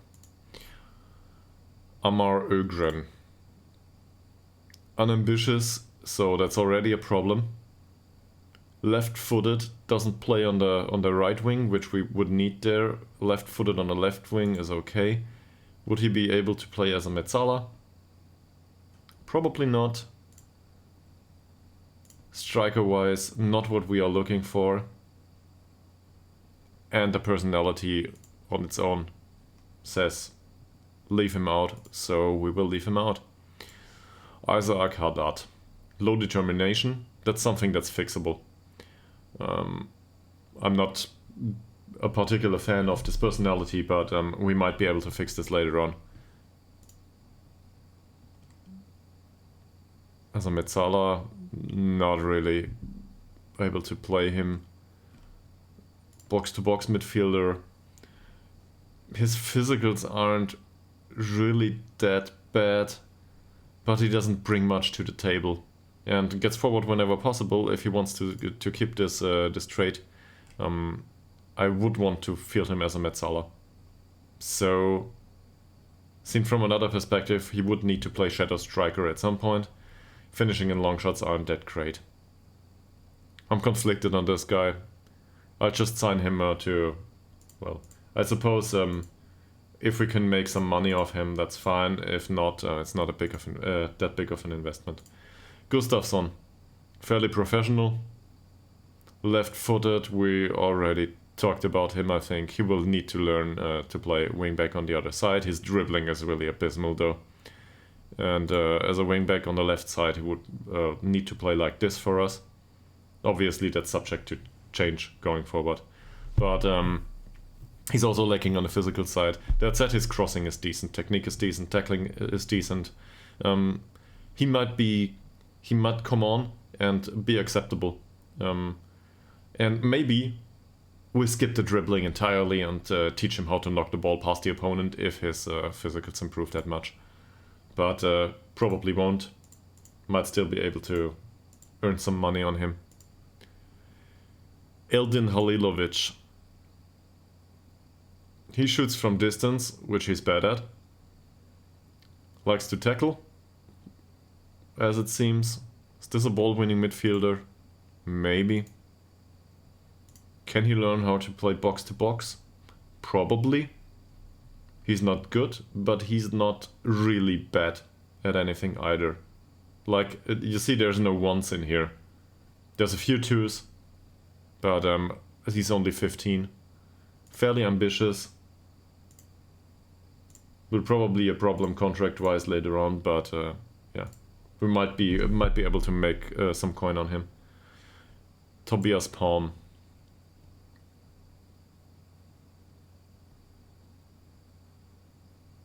So this is a defender, for us at least. I would be able to field him here, but well, he's right-footed, so that means in our squad he will play here. Something like this. He's got the flair for it. Stamina is bad, but acceleration pace might improve. He's also light-weighted, quite tall, actually. Positioning and tackling aren't great, but he can improve on that to some degree. Same as the other guys. You see there's only a few 3s and 2s in here. It's really sparse. That speaks for him. So we will sign him. Fredrik Nilsson. Another defender for the right wing? Well, no. To us this is a central defender. And while his crossing is good, well, okay, good. It's not good. It's 6. Problem is, if we teach him this...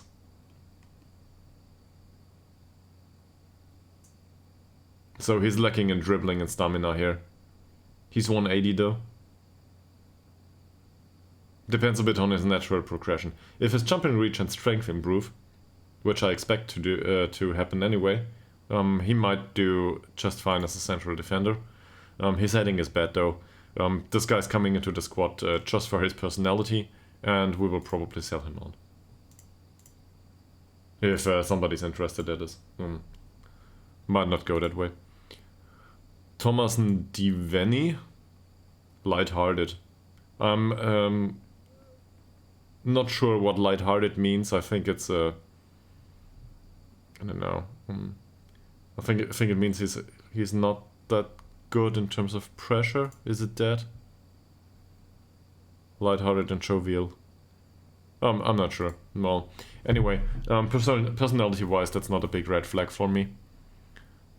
He's got good heading, good jumping reach, strength is bad. This guy might score a 2 after a corner. If he improves in strength, which is, well, not certain, but it's not unexpected if he improves in strength. That's actually one of the physical attributes that improves for a long time, if I'm not mistaken. Players do get stronger in time, but even once they start to decline in other physicals, strength is one of those that can stick around, which makes central defenders one of the players that are sometimes able to remain in the game for a longer time. Yeah, this guy's not bad either, if we look at him. Also, he's from Bolivia, so well, if he makes it through a career of, I don't know, 20 years in this club, he might give us some scouting knowledge. Won't happen. David Person, defensive winger. You, sir, are looking worrisome. Can we shape you into a box-to-box midfielder? Maybe. Normally I wouldn't want that personality in my squad. On the other hand, we didn't sign any bad personalities so far. Well, we did sign the fickle one. This temperamental one... The problem is, I'm always looking for 1s and 2s and stuff. Look at this, he's got a heading of 2, a flair of 2. This is not really bad. And this is accompanied by the possibility for great potential here, which is asserted as such by my squad. So let's take him in. And then, well, it's not entirely lost. There's Noah Nilsson.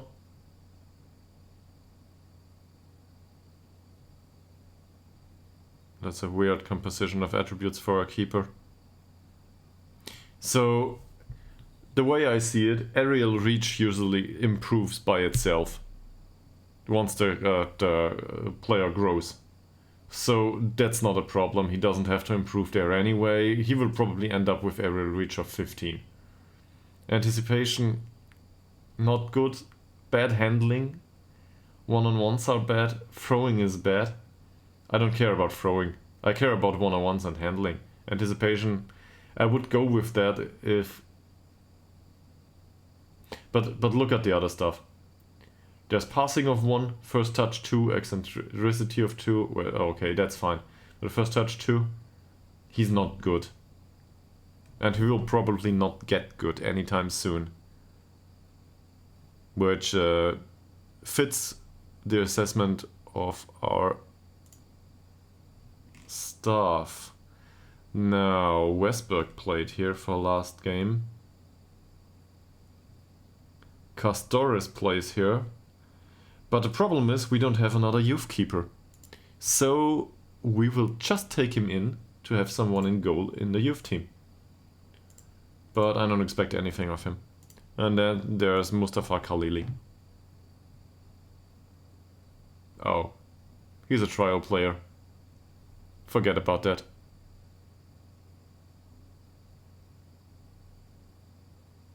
Yes. Gizmo, you are right. So that's an... I certainly see that. It's quite an overachievement, right? Especially with this squad. So, I did great. Won't go that way every season. But also we got lucky in a few results. On the other hand, we really got unlucky with a few results. It's football at the end of the day. Or Football Manager, however you want to put it. But you might notice this. I'm really hesitant to go forward. This is if you don't make a decision, you still have the possibility. No, we have to go through this. We will go through this, and we will go through this session. At least we will go through the last match this session. And then we will know if we're going for playoffs or if this is going nowhere. Well, it's not going nowhere, it's going in a second season. But then we will have a lot of squad management on our hands going forward. Yes. Yeah.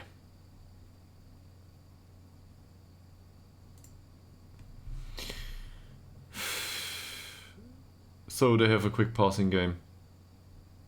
That's great.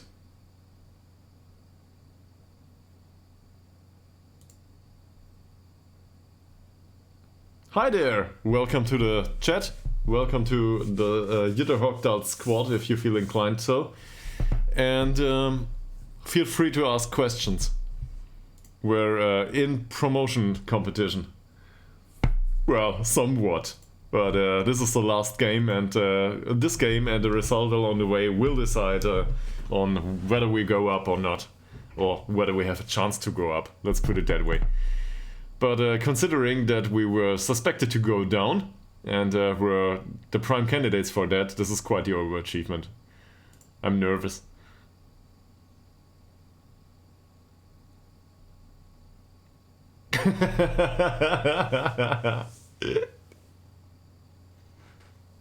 Ah, you were talking about yourself. Sorry, Gizmo. Yeah, it's similar here. We have a budget of like 2.4k, and if you spend that, the club will be in financial ruin 2 seasons forward. This is 2024, and this is the Swedish First Division North, which is the third. So it's division number 3, going down the league layers. And we were already promoted to this season off stream prior to me streaming. And to be honest, we have no right to be in this division. We have no right to be in promotion competition. And financials wise, we have no right to have anything to do with any of this. We are expected to go down, and to go down hard. So yeah, that's basically what I'm doing here. Yeah, in Sweden. Exactly, in Sweden. Yeah. So, just because I was asked recently, I didn't pick Sweden. Well, I did.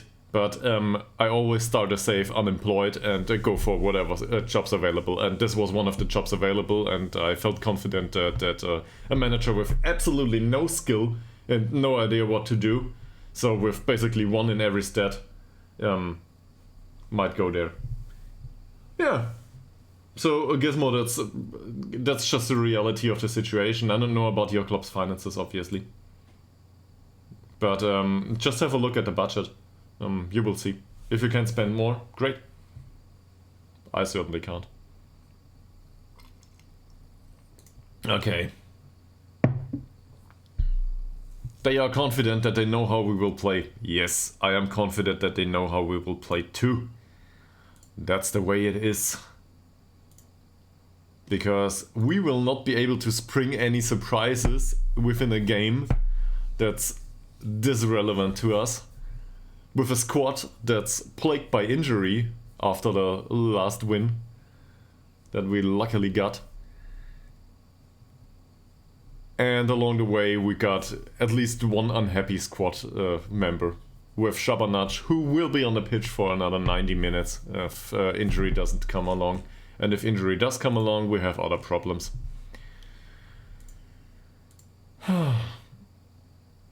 So, good thing for us is, for them it's a dead rubber. For us, it is not. 5 favorite roles at the position? No. I like playmaker roles, generally, in defensive midfield.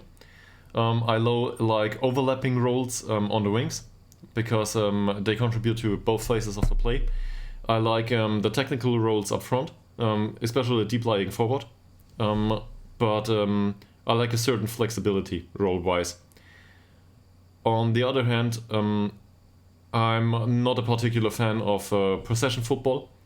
So I like the roles to accompany a tactic that is, let's say, technically gifted, but also quick.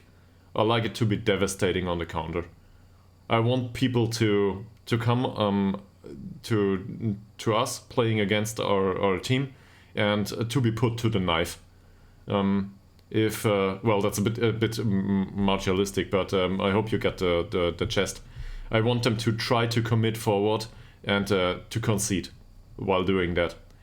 So I need a certain amount of physicalness, especially quickness, and this squad is certainly lacking that. But this means I have a preference for players on the wings that cut inside, and for strikers from midfield positions. So shadow striker, for example. I like that. Yeah, that's it. Also, I like set pieces and long shots for that reason. Because, yeah, going up a free goal is always helpful. But that's not Football Manager related, that's just the way I like to watch it, right? I'm not a particular big fan of the Guardiola style, for example. That doesn't mean that I can't appreciate its well, the way it looks. So in that sense, I'm probably more a Jurgen Klopp type. But I'm also aware of the weaknesses in both cases. Well, at least I hope so. I'm not a football professional. I'm just a streamer. But for this, yeah. Okay, looking at that, Forsell is even improving in his finishing. Finally. And Tillander here. So, what brings you in this wonderful, in the stream? For Vavoon? Probably butchered that, sorry. But, yeah. Are you playing Football Manager 2? Were you interested in Sweden? Just looking for another streamer? What's going on there? He did well. He'll be annoyed in a year due to the lack of upgrade for training facilities.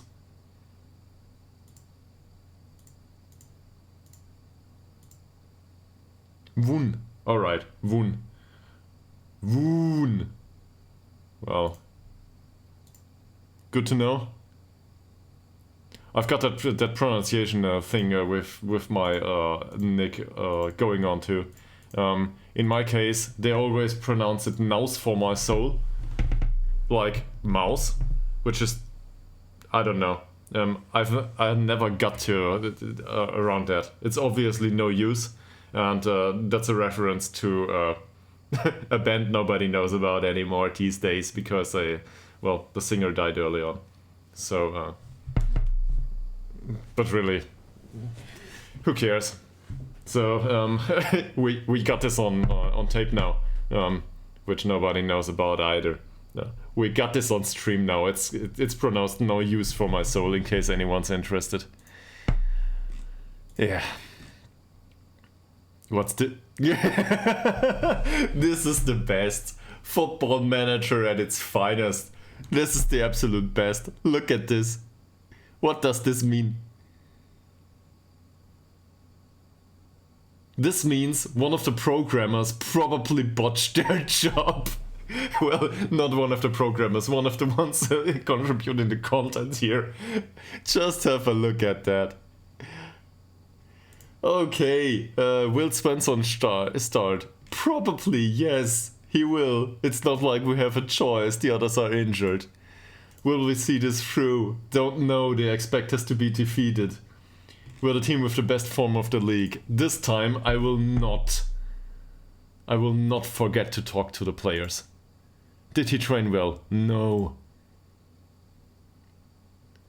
How is his form? Great. Let's congratulate him on his form. Hopefully he's not annoyed by that. Ah.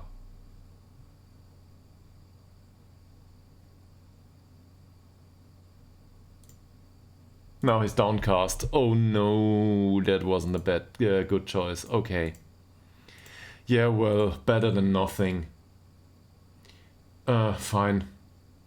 Malte Ekman, how have you been doing? Look at that increase in balance. Great. We'll keep it at that. Wonderful training. No use talking to you otherwise. Stolt, Will Stolt be on the pitch? Definitely. He has been training well. Let's congratulate him on that. He's not perfect yet, right? No. Let's praise his conduct too. Now he's perfect.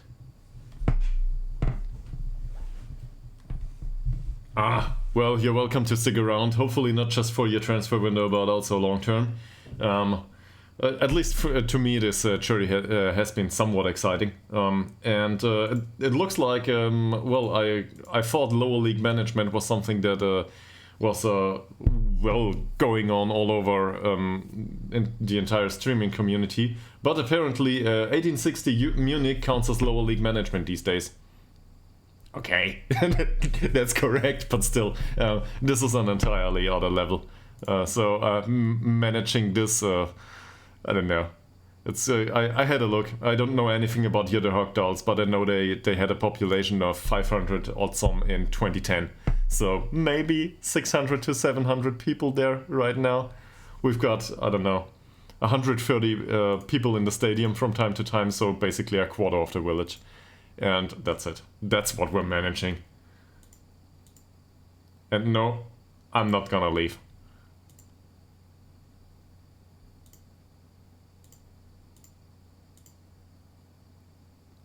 Conduct-wise, probably a good idea here. So, Al Holmstrom should be motivated. You might want to talk about one of the others there who's managing them. Who was it?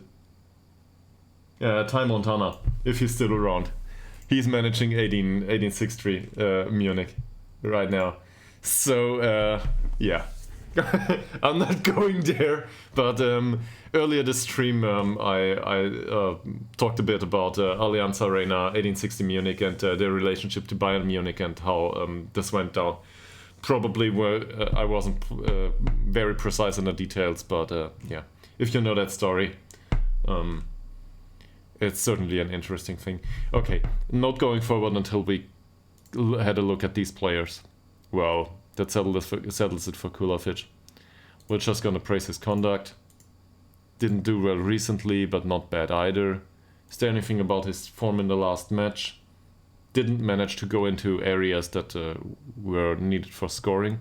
So let's criticize him on that. He's a striker after all. By the way, one of my weaknesses is, or a deficit of knowledge. I have no idea what this statement means. I've been around for a long time in Football Manager. I never learned that. So if any of you knows what stat this is related to, you played badly in the last match. I need you to lead the line more effectively. I don't know. What is this? Heading? I'm not sure. This is passing, obviously. This is percentage of chances. This is percentage of passes. This is percentage of well, this is just the amount of chances created. He's a target man, yes. He's a target man, yes. Well, he supposedly. In any way, in this case, we will go for the lack of chances created or shots taken. That's quite obvious.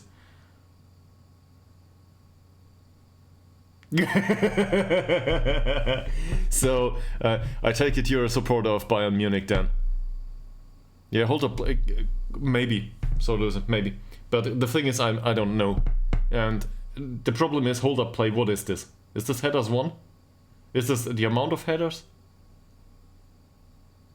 I mean, leading the line is obviously a physical statement, to some degree. So hold up play is a good guess. But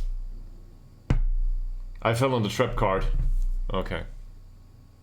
So you will probably come along with something like, I don't know, FC Augsburg or something now. I have to talk to the other players. The trap card. Anyway, so who is it you are supporting, Woon? If there is a club. Augsburg is right? Ha! So we got something in common there. But it's not what you think. I'm from southern Germany, to be more specific, from Stuttgart. So at least to some degree we're both supporting Swabian clubs there. Alnes didn't do well recently, I think. Oh, he had an assist. That's not a good form, but not a bad form either. Yeah, we'll go in a second. So he didn't do well there. He did create a chance though, so there's nothing to do but praise him on his conduct in this situation. We need things to be perfect, or at least as good as possible. This is a youth player. Congratulations for being in the squad, guy. And also, why has your training been bad? Helberg did well last match and he's been training well. I certainly didn't expect that. Him to train well. He's 25. We just signed him for the personality. That pass completion. 10 out of 10. Perfect passing. Where is it? There it is. Perfect morale accompanying that. So, Wickberg.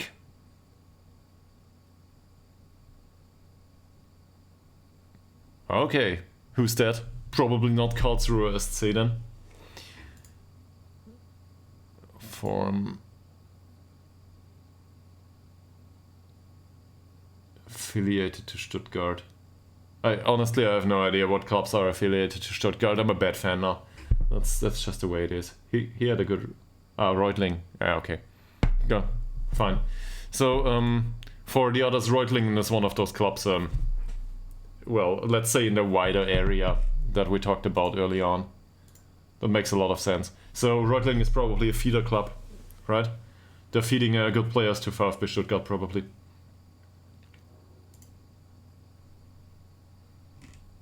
Okay. Next match. We're faced with an opposition that is way better than we are. No point in denying that. This guy's good. We need to close him down. Does he have notable weaknesses? Yes. Strength. Do we want to tackle him hard? No. Dribbling is good. Bravery is bad though. I don't know.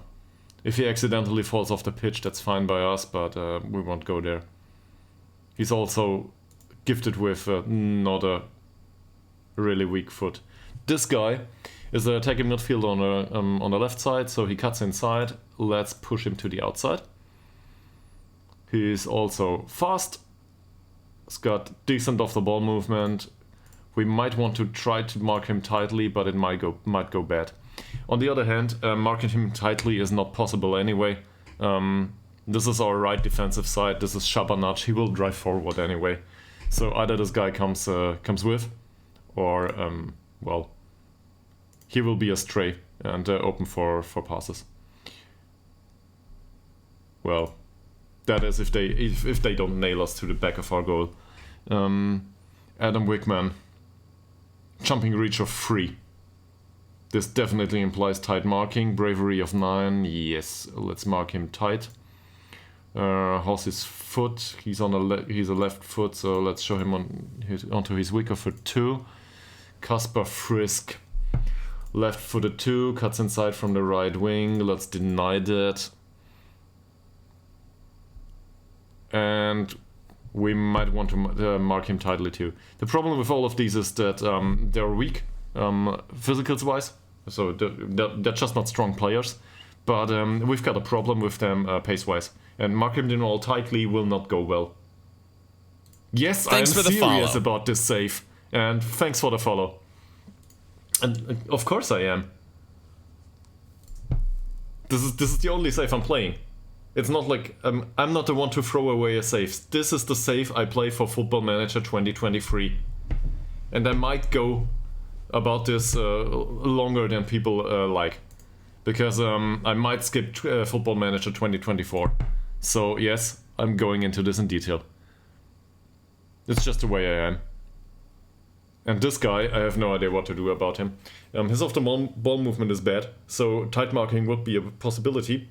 But we're talking defensive midfield here. He's a good passer, has decent vision. He's aggressive. And I think the same can be said about Edwin Nilsson. which I don't know yet, but yeah. He's more the Metzala type. Well, yeah, probably not with a finishing of 6, but still he's the one to go forward. Yeah, not sure what to do about this. The thing is, I would love to close those 2 down. It's also in line with our tactics, but it might expose us at the back. So we will try. And now we're faced with overlapping fullbacks, which are good crossers. Yeah, I never tried Pentagon. And the reason is quite simple. On one hand, I really like lower league management, and on the other hand, I'm not one to leave a club. It's some weird sort of loyalty towards a club and a squad that you have just been building up. Okay, opposition we got. Anything else to do here? Yes. Well, Pentagon. Okay. Well, some might say the same about lower league management, don't they? This is our right-sided player, so we want him to man-mark the left defender. And this is our left-sided player, so we want him to man-mark the right defender. Why? Because I don't want to deal with overlapping fullbacks all game. But it will probably happen anyway. Alright. This is it, everyone. Welcome to the probably final match of the season. As a reminder, we have to win this, Ytterhogdals have to lose. Then we might go into promotion playoffs. Just then.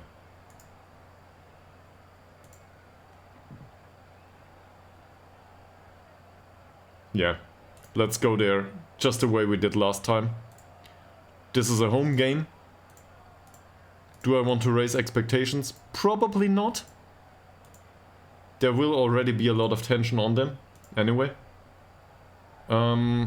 Also, the thing is, last time I said I want to see a good performance, one of the players went off the pitch with a red card straight after 2 minutes. So we don't do that. Let's just go with the usual, make us proud. They're inspired, for whatever reason. It's a team talk, they got like 10 out of the last 15 games. And now let's see where this goes. 62 saves by Blennerstrand this season. I'm nervous. It probably shows.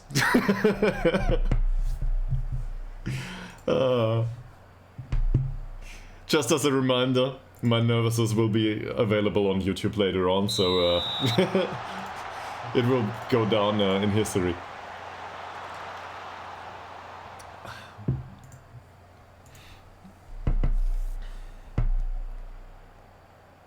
Löfström for the Zelly. Well, he's closed down, but what is he doing? Shabanac is hanging around in midfield, lazily, I'd say, and we give away a foul by Tillander. Maybe he doesn't think that it's his job to close down this player too, now that we got him man-marked by Tillander. Yeah. 4 minutes into the game, didn't create much so far. Possession-wise, we're not looking good. That probably isn't an offside. Shabanac. Oh, great save there. Can we clear it? Granada, that doesn't look dangerous, but we concede a corner.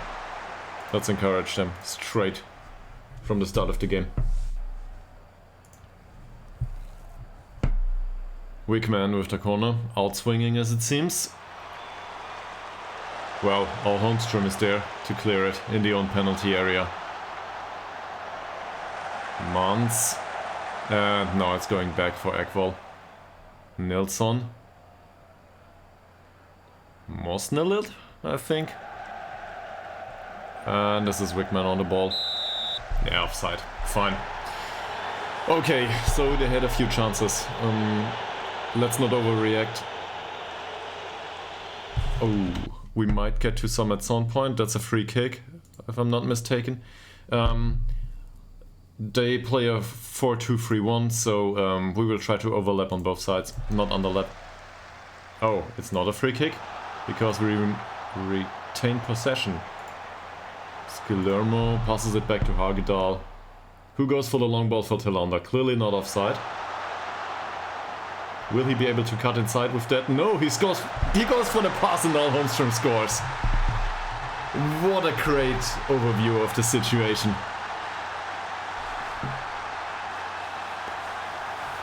Wonderful, just look at that. That ball was already dead.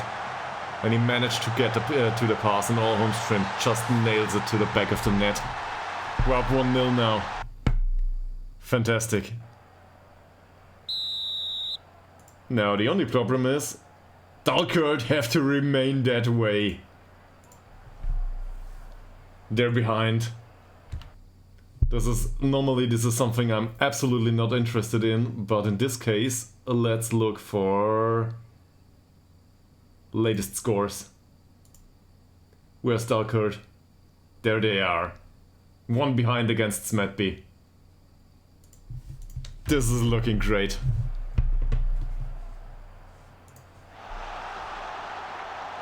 Ooh.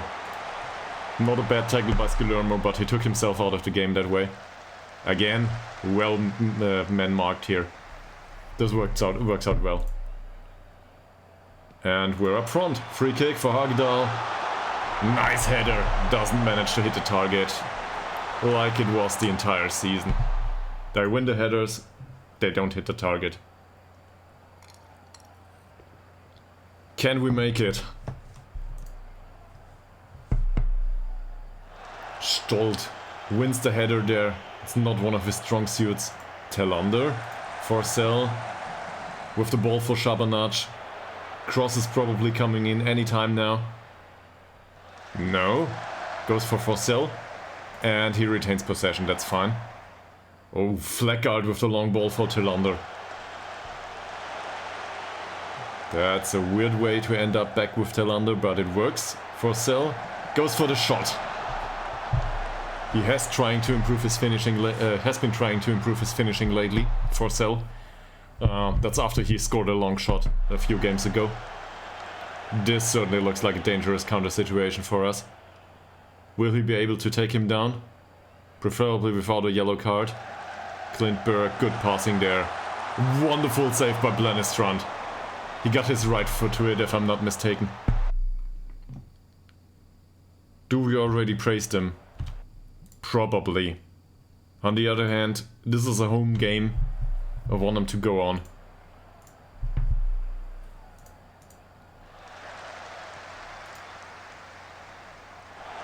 Flag guard for Ekman, wins the duel. Al Holmström retains possession here. Great ball into depth, but Ytterhogdals is just too slow. Which is really mind-boggling. Ytterhogdals has acceleration 13 and I think pace 13 too. He's a former striker. He should be able to run towards these balls. Jabanac. Fleckard is in the area, but not close enough. Svensson here. Just as a reminder, Svensson is on the pitch. We needed to replace Oliver Swan, our club captain. So we're doing this for Swan, not with him. He's one of the few fans probably coming along. And this header by Guillermo is going nowhere, but it seems this counts as a corner. Can we score a second?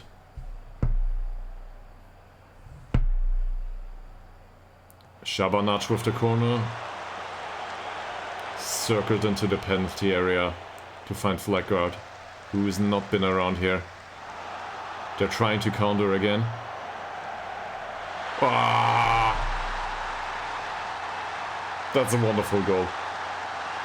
Hands off, that's a wonderful goal. Blennestrand managed to get his hands on it, but didn't catch it. What a gutting experience. Didn't defend that well.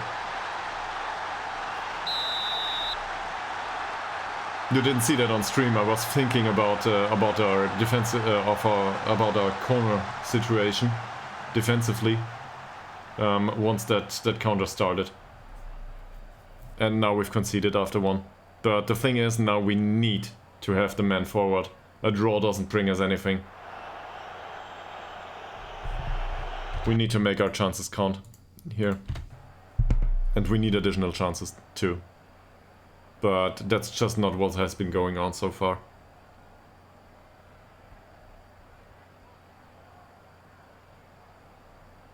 They're certainly happy to play a very slow possession game. And look at that. We're just open wide here. Yeah, concede another corner.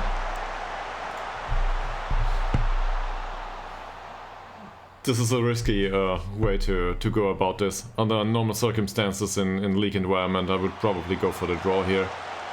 They're a much better team. But in this case, we need to win.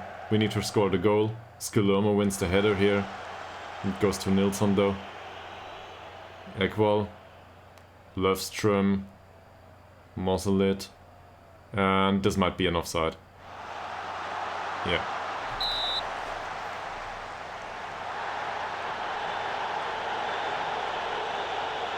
Forsell here with the free kick for Fleckard.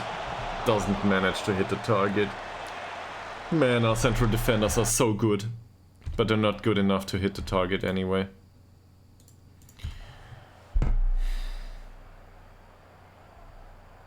The sad thing about this score is it's not entirely undeserved. Seeing how the game is going. Holmström for Forsell. Well, we saw that coming, but it's blocked by Lundelev or something. Corner by Shabanac. Again, probably for the near post. Yes. Someone's in front of Hagedal here. Yellow card for Tillander. Okay. This isn't enough. I'm sorry to say, but this won't be enough. So let's get to tactics first. Because I forget that. I probably don't want him to get thrown off the pitch, so might want to ease off tackles there. The squad in general is looking fine. Shabanac is already a bit tired. Not a good idea. But there's that. So overall, am I happy with that performance? Not really.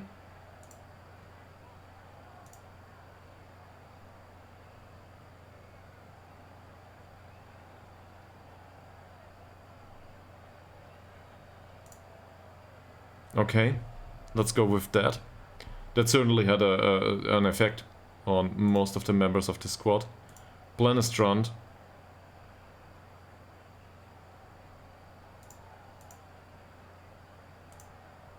Motivated and inspired. Shabanac. He's demotivated. The thing is, Shabanac is already really annoyed by us due to the lack of improvement in training facilities. He's in bad morale, now he's demotivated. He will have to make the 19 minutes count. So let me put it that way. There's no use in praising him. He's already demotivated, let's go for it. Yes! Fired up. Flag guard. Didn't do good. Sorry. Here's your feedback. Now he's only composed. These guys, all of them did fine, but not great. Same goes for Tillander too. And probably Skirdomo too. The thing is, they're already very motivated, and I don't know what to do about Nila Forsell. So let's go about it like this. So we've got Fleckard who is composed, but the rest is motivated. That should probably help. And let's encourage him here once more to override some of those that are well, I'm showing you on the screen. So that's how distracted I am by the overall situation. Yeah. Okay. So the situation with the they're not really inspired. I wanted to deal with that. So some of them improved actually.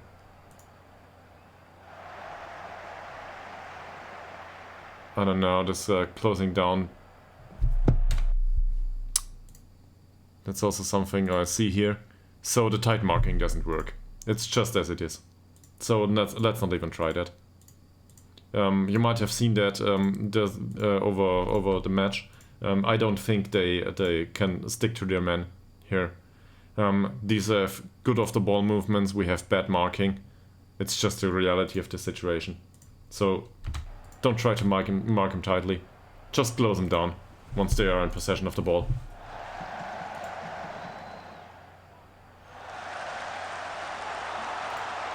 Like, wow. That was Stolt, right? No, it was Svensson. Bad defending there. Should have been better.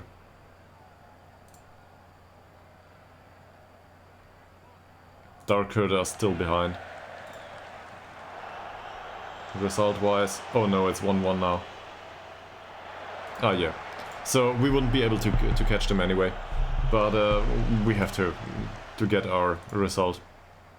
There's no debate about that. We can always be sad about Dalkurd gaining a point later on. That's not well intercepted. It was close. Oh, it's great play. Wonderful cross across the field. Yeah, technically... Oh, look at that. What a pass. And Blennestrand manages to save that one. Best player on the pitch now, probably.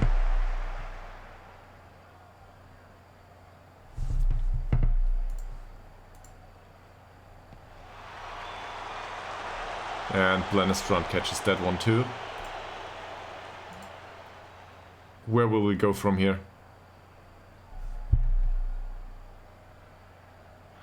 Skilermo. Pass for Stolt. Oh, we lose possession. Frisk for Nilsson. Is this the counter we were dreading? Wickman. Blennestrand and Klintberg puts it in.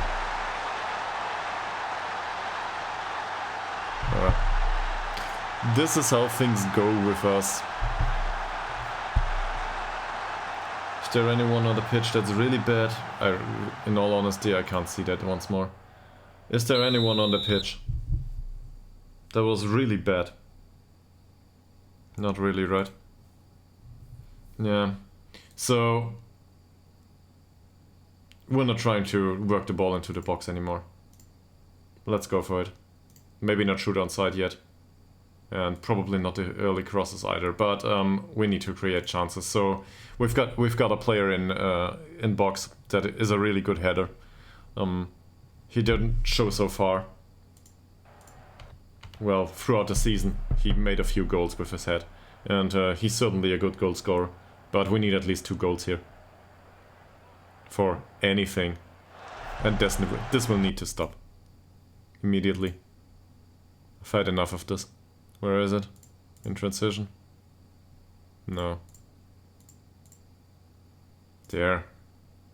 Play out of defense. I don't care if they are good pressing. If we lose this 1-2-3, doesn't matter. Doesn't matter how many goals we concede now. We have to go for it. Yeah, I could, but on the other hand, think about it this way. It's still 30 minutes into the game. And if I change formation now, he's... Well, that's a good idea actually with Ekman. Ekman is used to playing as an attacking midfielder, so I will go for that at some point, yes.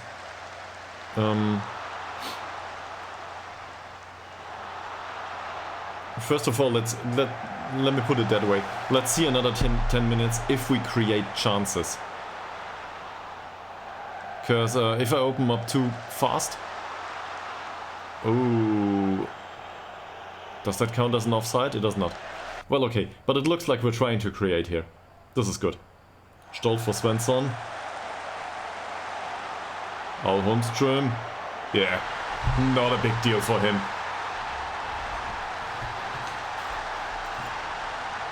So that makes it 2-2. We still have a chance to go with a win out of this game.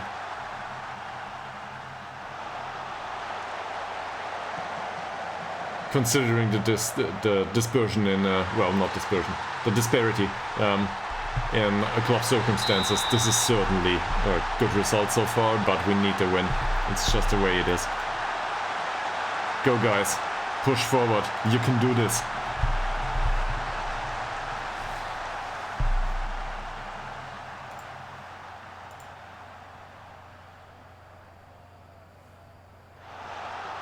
Shabanach for Ekman, controls the ball well. Fleckard for Hagedal, who goes for the long ball anyway. He doesn't care about instructions, Hagedal, he does what he wants to do. Skilermo, there comes the cross, and this is another one, another corner. Can we finally score after a corner? Fleckard and Hagedal have been on a dry so long now. Oh. Every time they get their heads through the to the ball, every time they don't manage to score.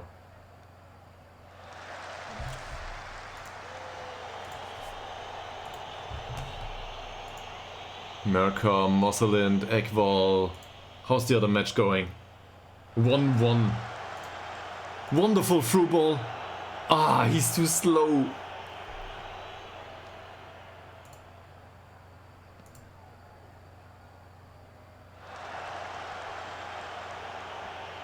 Forsell finds Tillander, another through ball, and another corner.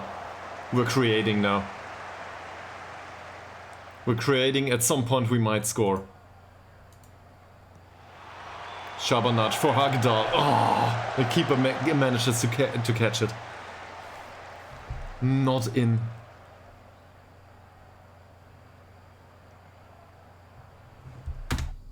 There's another one. Another instruction we can probably go for. If we're out of possession, I really want them to press these players. Nail them to the back of their net. So if I go for a Shadow Striker, a second one, my fear is that we will not create any chances anymore. So I'm conflicted on that. On one hand, I want to do something. And I also want to mix up things that they are not expecting. On the other hand, that might backfire. Shabanach here goes for the cross. Nah. Is it an offside? It's offside. 72nd minute of the game. Shabanach again goes for the pass for Al Holmström, who is able to retain possession. Goes back to Shabanach. Will Tillander be able to reach that one? No, but we get another corner, and we know we are dangerous after corners. Will we finally score after a corner?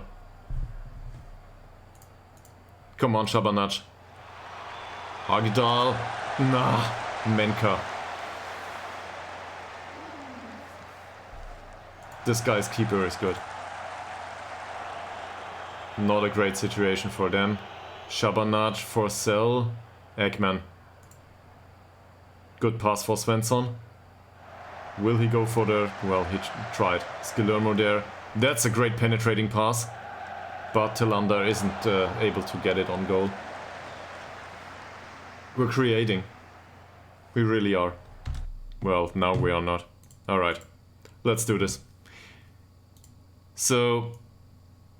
I will blame this entirely on Gizmo Bob. In case it goes southward. Not really, I won't. This is my decision. Let's do this. But I'll put the Mitsala on support duty here. Even though I want him in the box, I want the space to be able for to be available for Ekman. And Ekman's got decent finishing and great long shots. So let's just go with it. Shoot more often. Always. For Malte Ekman. For this game. We're already playing very attacking. Let's stick with it. They're all crossing towards Al Holmström. Maybe we can get this done. Also, so that's someone new. Hi and welcome to the stream, and this is probably a very weird way to introduce yourself. Yeah. Well, Gizmo, that's one way to be significant as a viewer, right? We're going with your instructions. No, seriously, I think that's a good idea. And in the end of the day, obviously it's on me. Talando's on a yellow card. Let's go with no, that's Ostrom. Allness here. We don't need him to ease off tackles. We need that one cross. Wickberg. Flackard is apprehensive, so let's get him off pitch. I would love to have Morael da Silva available, but he isn't. Kulovic, no deal. Ostrom. Do we really want our model citizen youth player to be on the pitch for this kind of situation? Probably not. Hellberg for Forsell might be an idea. Forsell has given the game his all. That's basically true for everyone. And I'm also substituting Stolt. People frost to die under wash. Okay, what is this guy going on about? I mean, that's certainly true, but we know about that. Yeah, probably. All right. So just to say this, I'm really sorry about the situation in Turkey and Syria, and it's been difficult, but yeah. Now, my problem is I have no idea how to block people. Where is it? Yeah, well, they will always make an appearance in streams. Use the... Right click on comment? Alright, thank you. No, right click on comment doesn't do anything. Well, it's a pop-up.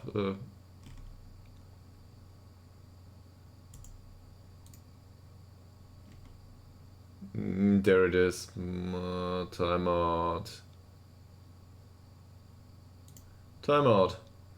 So he's got a 10-minute timeout. If he comes back later, yeah. Alright, so there's that. Sorry to do that to our viewers, but I don't know. I don't want this in our stream.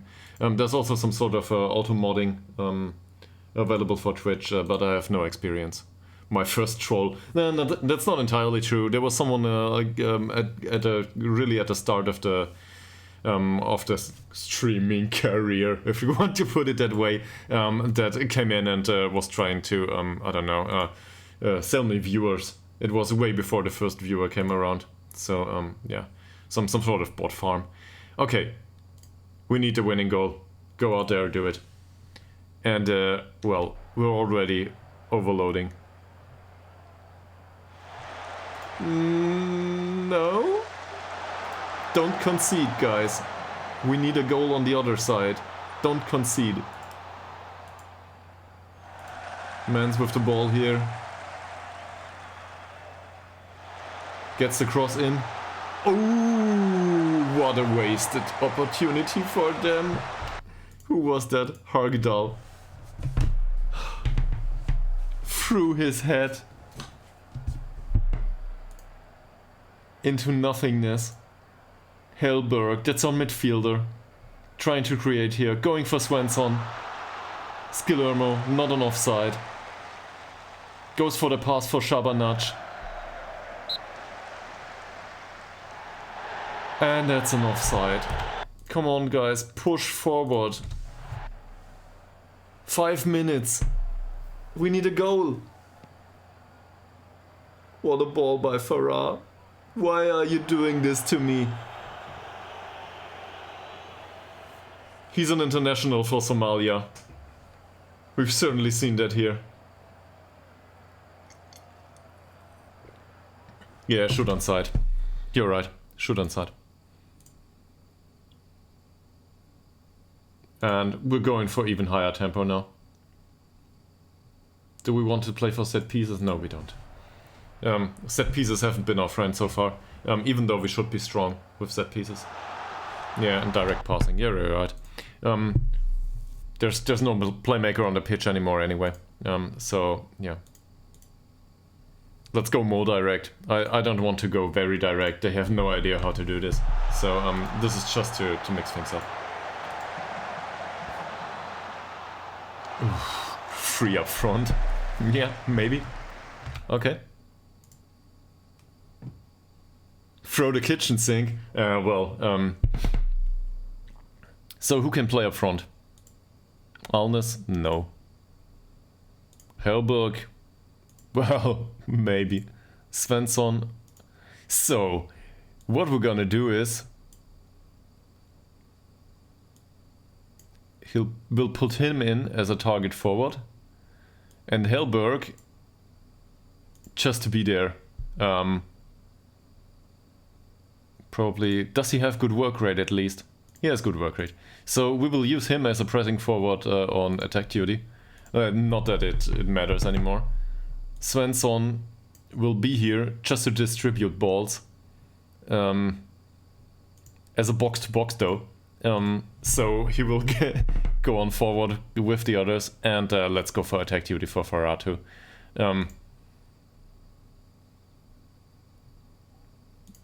Yeah, this is... I never played this. Nobody's used to this. He will go for sweeper keeper on attack duty too. Just because we can. And if we manage to score that goal, it might still go south. But...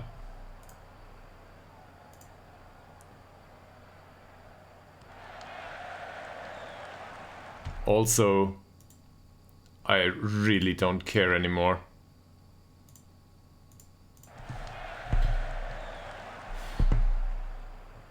Oh no. Oh, Wickberg with the great interception for Blennestrand. Hagedal here. Tries to find a good pass and he finds Farah and he's going for the cross once more. Al Holmström for Hellberg. And it was again offside. This Al Holmström definitely needs to improve his off the ball movement. He's such a good player. Don't concede a corner, Farah. Don't concede a penalty. Don't let them score. There it is. It's done. This is it. No promotion this season.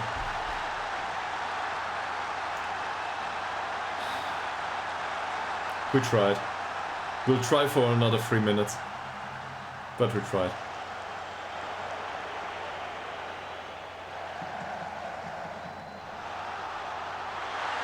What a stupid goal. It was deflected. That's just the way these goals work. They always come around in this kind of situation. Hagedal with the long ball now. Yeah, it's just a last effort in a hope to get anything out of this game. So 1 minute to go. I will also have a look at the other ones. They are losing. They are losing. They're down due to a penalty. This would have been it. This would have been the game. To be fair, we would have needed to make it through playoffs anyway. It's not always that way. We went up last season in a similar situation. Where we got to the playoff place just due to goal difference. Which is ironically exactly the situation we are in right now. Ekman with another chance. Not that it matters. He could have scored there.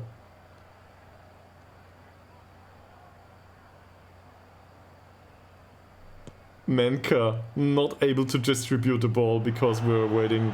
We're declining them the opportunity to do so.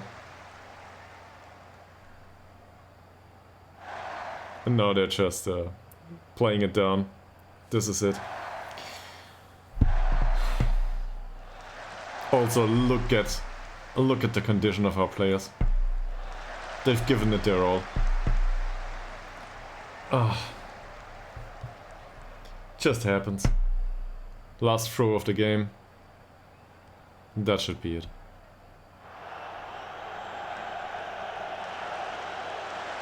Yeah, Glennis Trump takes another kick. That's it. Okay, sorry guys. We tried. We tried. And, well, let me put it that way.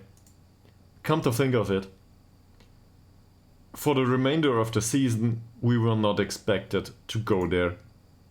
We were not expected to be top half at the start of the first half, at the end of the first half of the season. We were not expected to be in this competition up that high. We were not expected to have anything to do with this. So this is still a wonderful performance.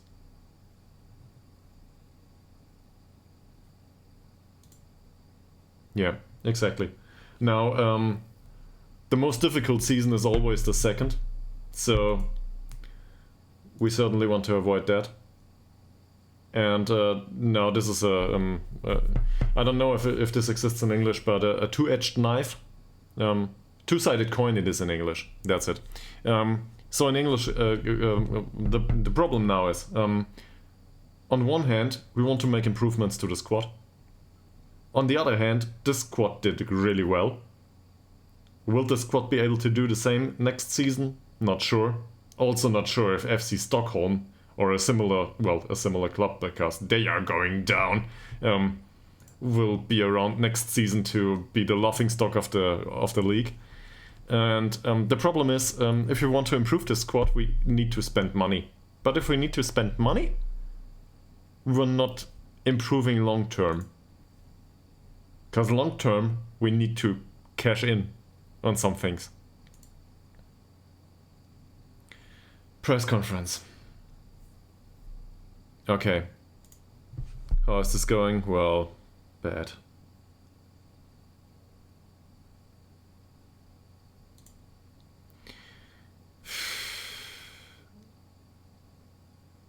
No, I cannot.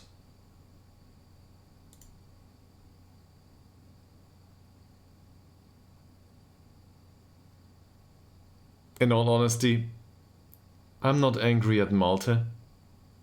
I'm not angry at any one of my players.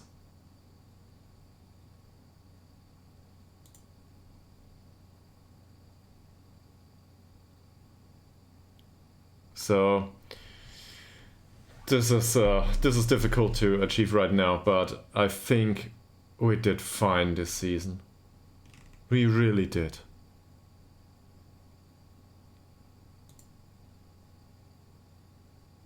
So how did I rate this clash as a final match? It was, to me it was the pinnacle of this season, because it just showed that we were really good. We were able to compete with them, not possession-wise, but we scored goals against a very superior opponent. And I don't know. It just wasn't good enough. Throughout the entire season, we wouldn't have had to rely on these 3 points. Just as a reminder, Dunkirk lost. We could have taken any other 3 points throughout the season. And there were games where we had like 30 shots on target. And we just didn't get it. I think there was one match that we lost 0-1. The opponent had like 2 shots on goal. One was in, a counter, and we had like 30 shots on their target. VfB Stuttgart had a similar match against FC Schalke one time in their history. This is just mind-boggling.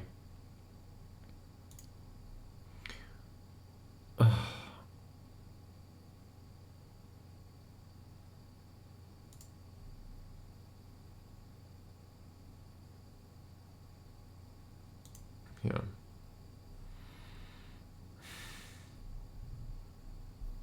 What do I make of it?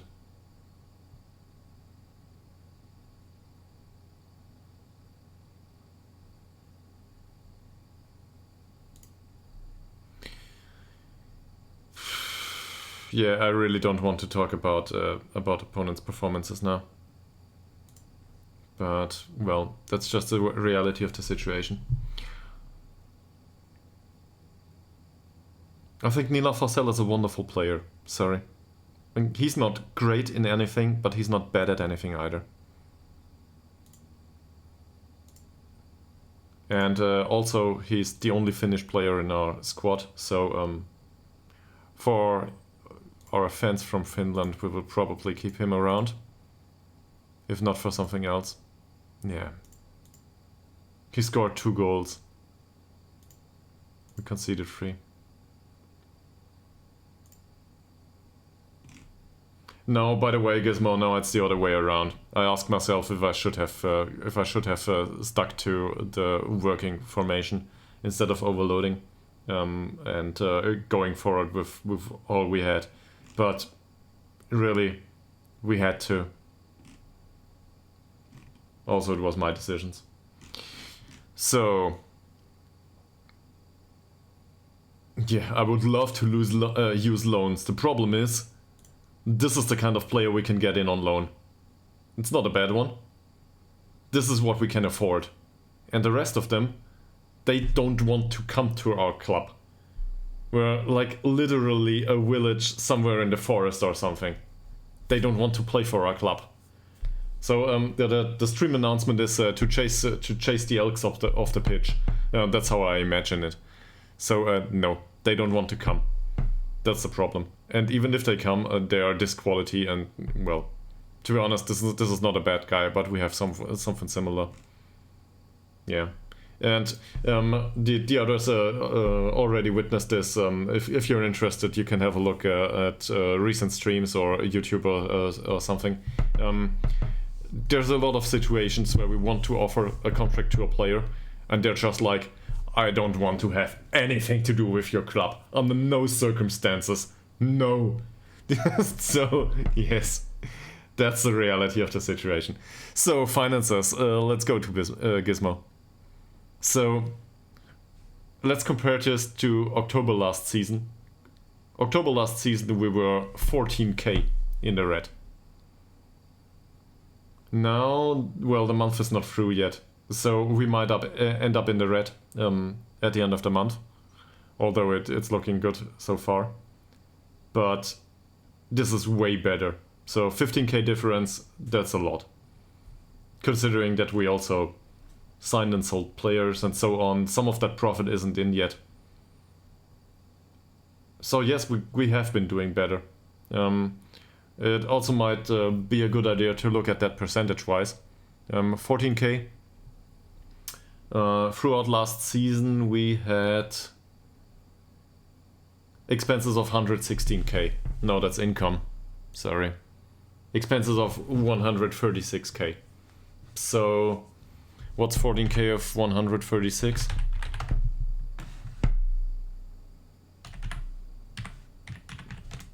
So that's about 10%. That's about a 10% improvement.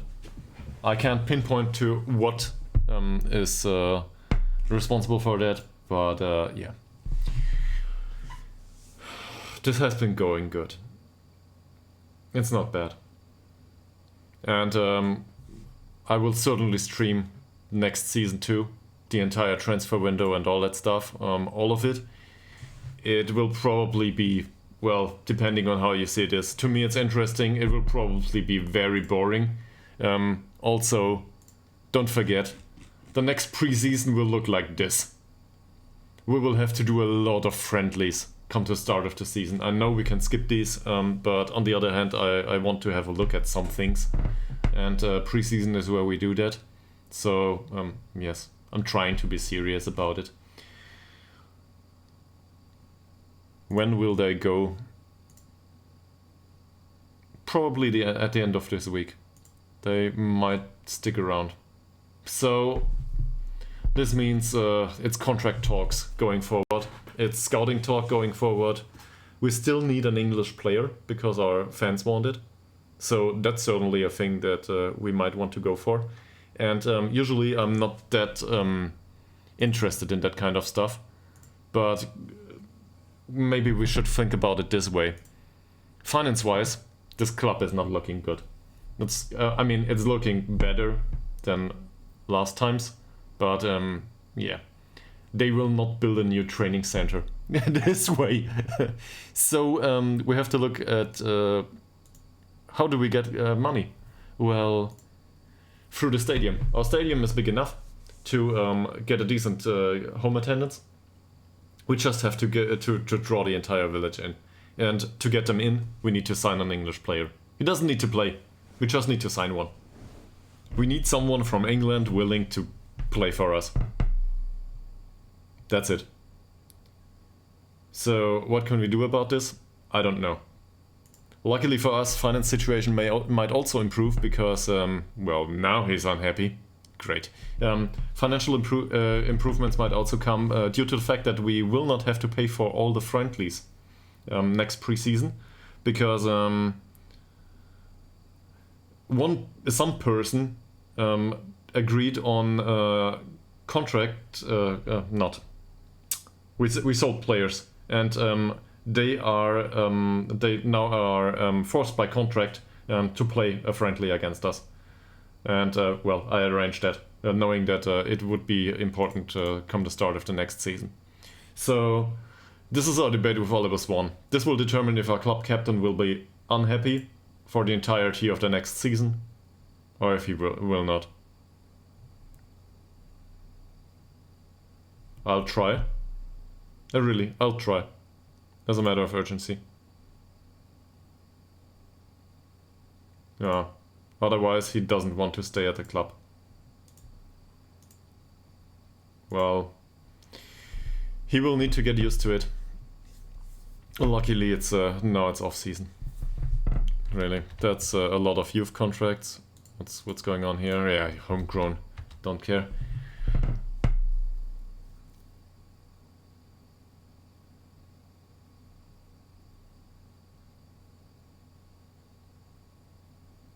One match.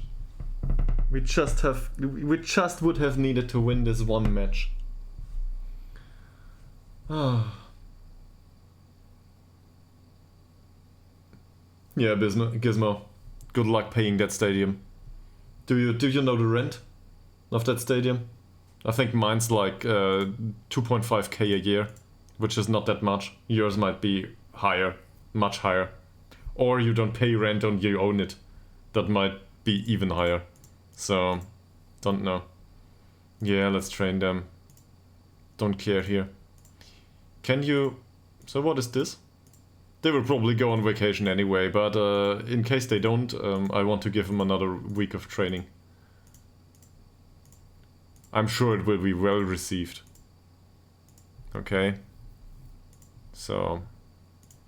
match practice here, match practice here. There's no other match practice going on.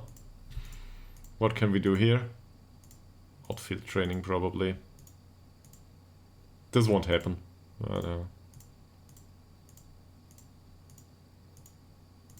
Alright, that's it. Yeah, nothing happens. Okay, fine. In previous installments of Football Manager, this was possible. And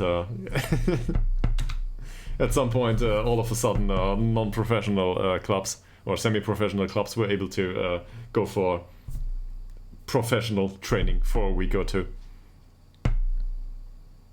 It's 2k a year. That's good. So, end of season review. Who arrived at the club this season? Let's go through it. Well, Westberg, who had one game. So, yeah. But the most significant arrival, without a doubt, is Isaac Al-Holmström. We signed him as a replacement for Abdullah Mahboub at the end of the season. At the start of the season. Well, depending on how you look at it. He did great. Blennerstrand, we wouldn't be in that position without his goalkeeping performances. He held on to some matches that, well, was just outstanding. Alnes didn't contribute much, Hellberg neither. Svensson, to be honest, he did what was expected of him as a replacement. That's it. Farah, I'm willing to part with Farah. Really. But that's not so much due to his performances, but due to his wage requirements. I don't think so. Transfers out. Mbob. Mbob was willing to go. He's at Delkert now. He's a good striker. He's a probably even better winger. Also as an inverted winger. I would be willing to field him for our squad, but he wanted to go, which resulted in controversy. We got 300 euros for him. What a bargain. But I wasn't able to keep him. Neagu didn't do well. Luckily we got rid of him. Didn't develop. That's fine. This guy, he was in the club back when I arrived. Look at those technicals and mentals. He wasn't even up to the standard of the league below. I don't know what to do with him, and honestly, I'm glad we got rid of him. Eric Robertson is the guy that shot us into promotion last season. So he's not a bad guy, but he didn't improve anymore. And once Al Holmstrom arrived, he was just not needed. And we got 1k for him and a sell-on clause. Zakar Alisa spent the majority of his time in Syria anyway. Didn't improve, went out. And Rory Brownson, I think we got rid of him due to the composition of his attributes. Look at that, anticipation 4. That's I don't know. He's got some serious problems. And we had a lot of loans. I'm not gonna go through these.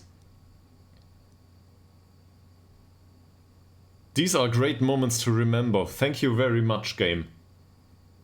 This is wonderful. Oh, these are the moments to remember. What's this? Well, I don't know. Nothing going on here. Okay. Biggest win, 5-0 against IF Sylvia. Yeah, it was great. Also, we hammered FC Stockholm. I will certainly keep that in my heart for a long time. And also, I will keep in my heart the fact that FC Stockholm as a professional club will go down with 16 points at the end of the season. I predicted that. Once the price asked, it went down that way. And we defeated Smedby. And there was a goal of the season. Let's have a look at that, right? Can we? Can we have a look at that goal, please? Where is it?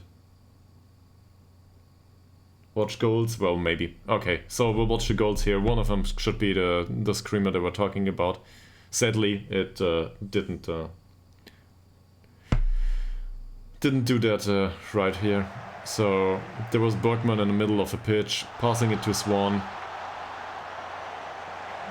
That was a standard goal, Al Holmstrom here.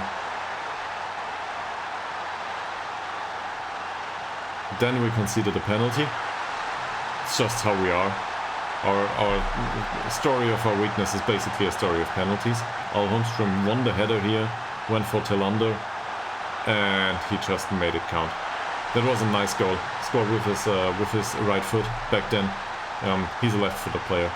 And this one by Ytterhogdals for Al Holmstrom. Didn't go through, and Forsell just take the shot. And that went in off the post. It's not something Forsell is capable of doing on a consistent basis. Was just lucky. Finances. Sponsorship deal was the same. Corporate and hospitality certainly improved. We earned another whopping 400 euros on top. And matchday commercial and retail improved for 4k. So some of the financial improvement is down to moving up in the league. Merchandise sales, 262 euros. That will pay him. Okay, how did we line up? Well, that's probably not very appropriate considering Bob is still up there. But this might include the recent seasons, so it's not entirely wrong. A lot of these players have left the club since then. So, we've had an award for Swedish First Division Manager of the Month in September. No idea why, probably due to good form. And a few players went into records. Well, Al Holmstrom with 19 goals. I hope he's up for more next season. Also, he scored, I think, not only once but twice a hat-trick.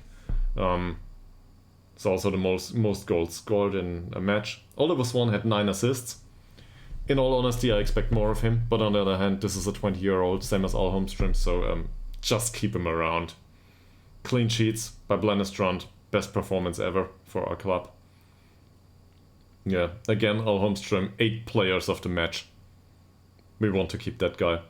Flaggard did well overall, and it certainly shows.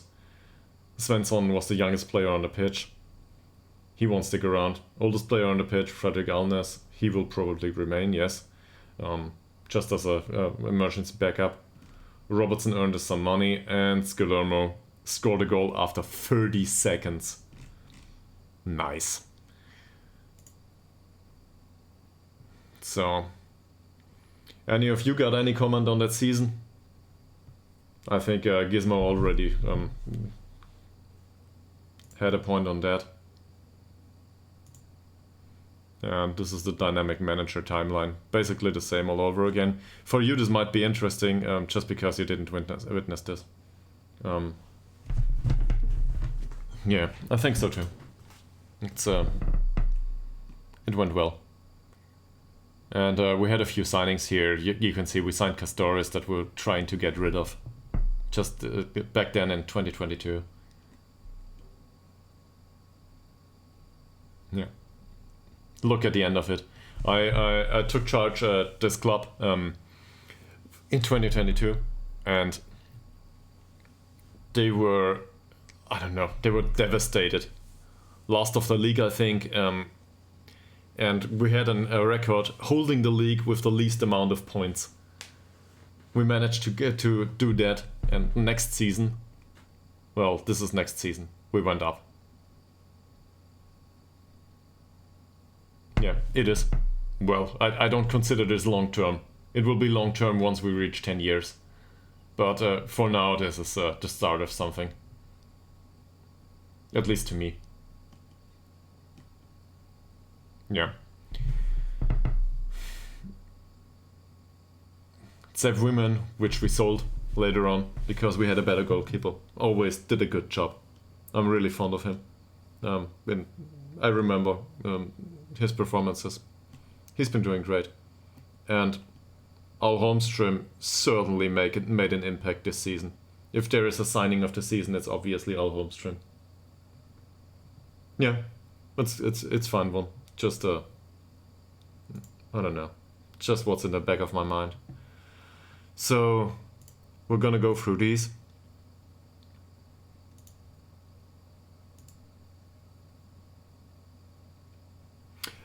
This is all related to next season. It's 13-15 now.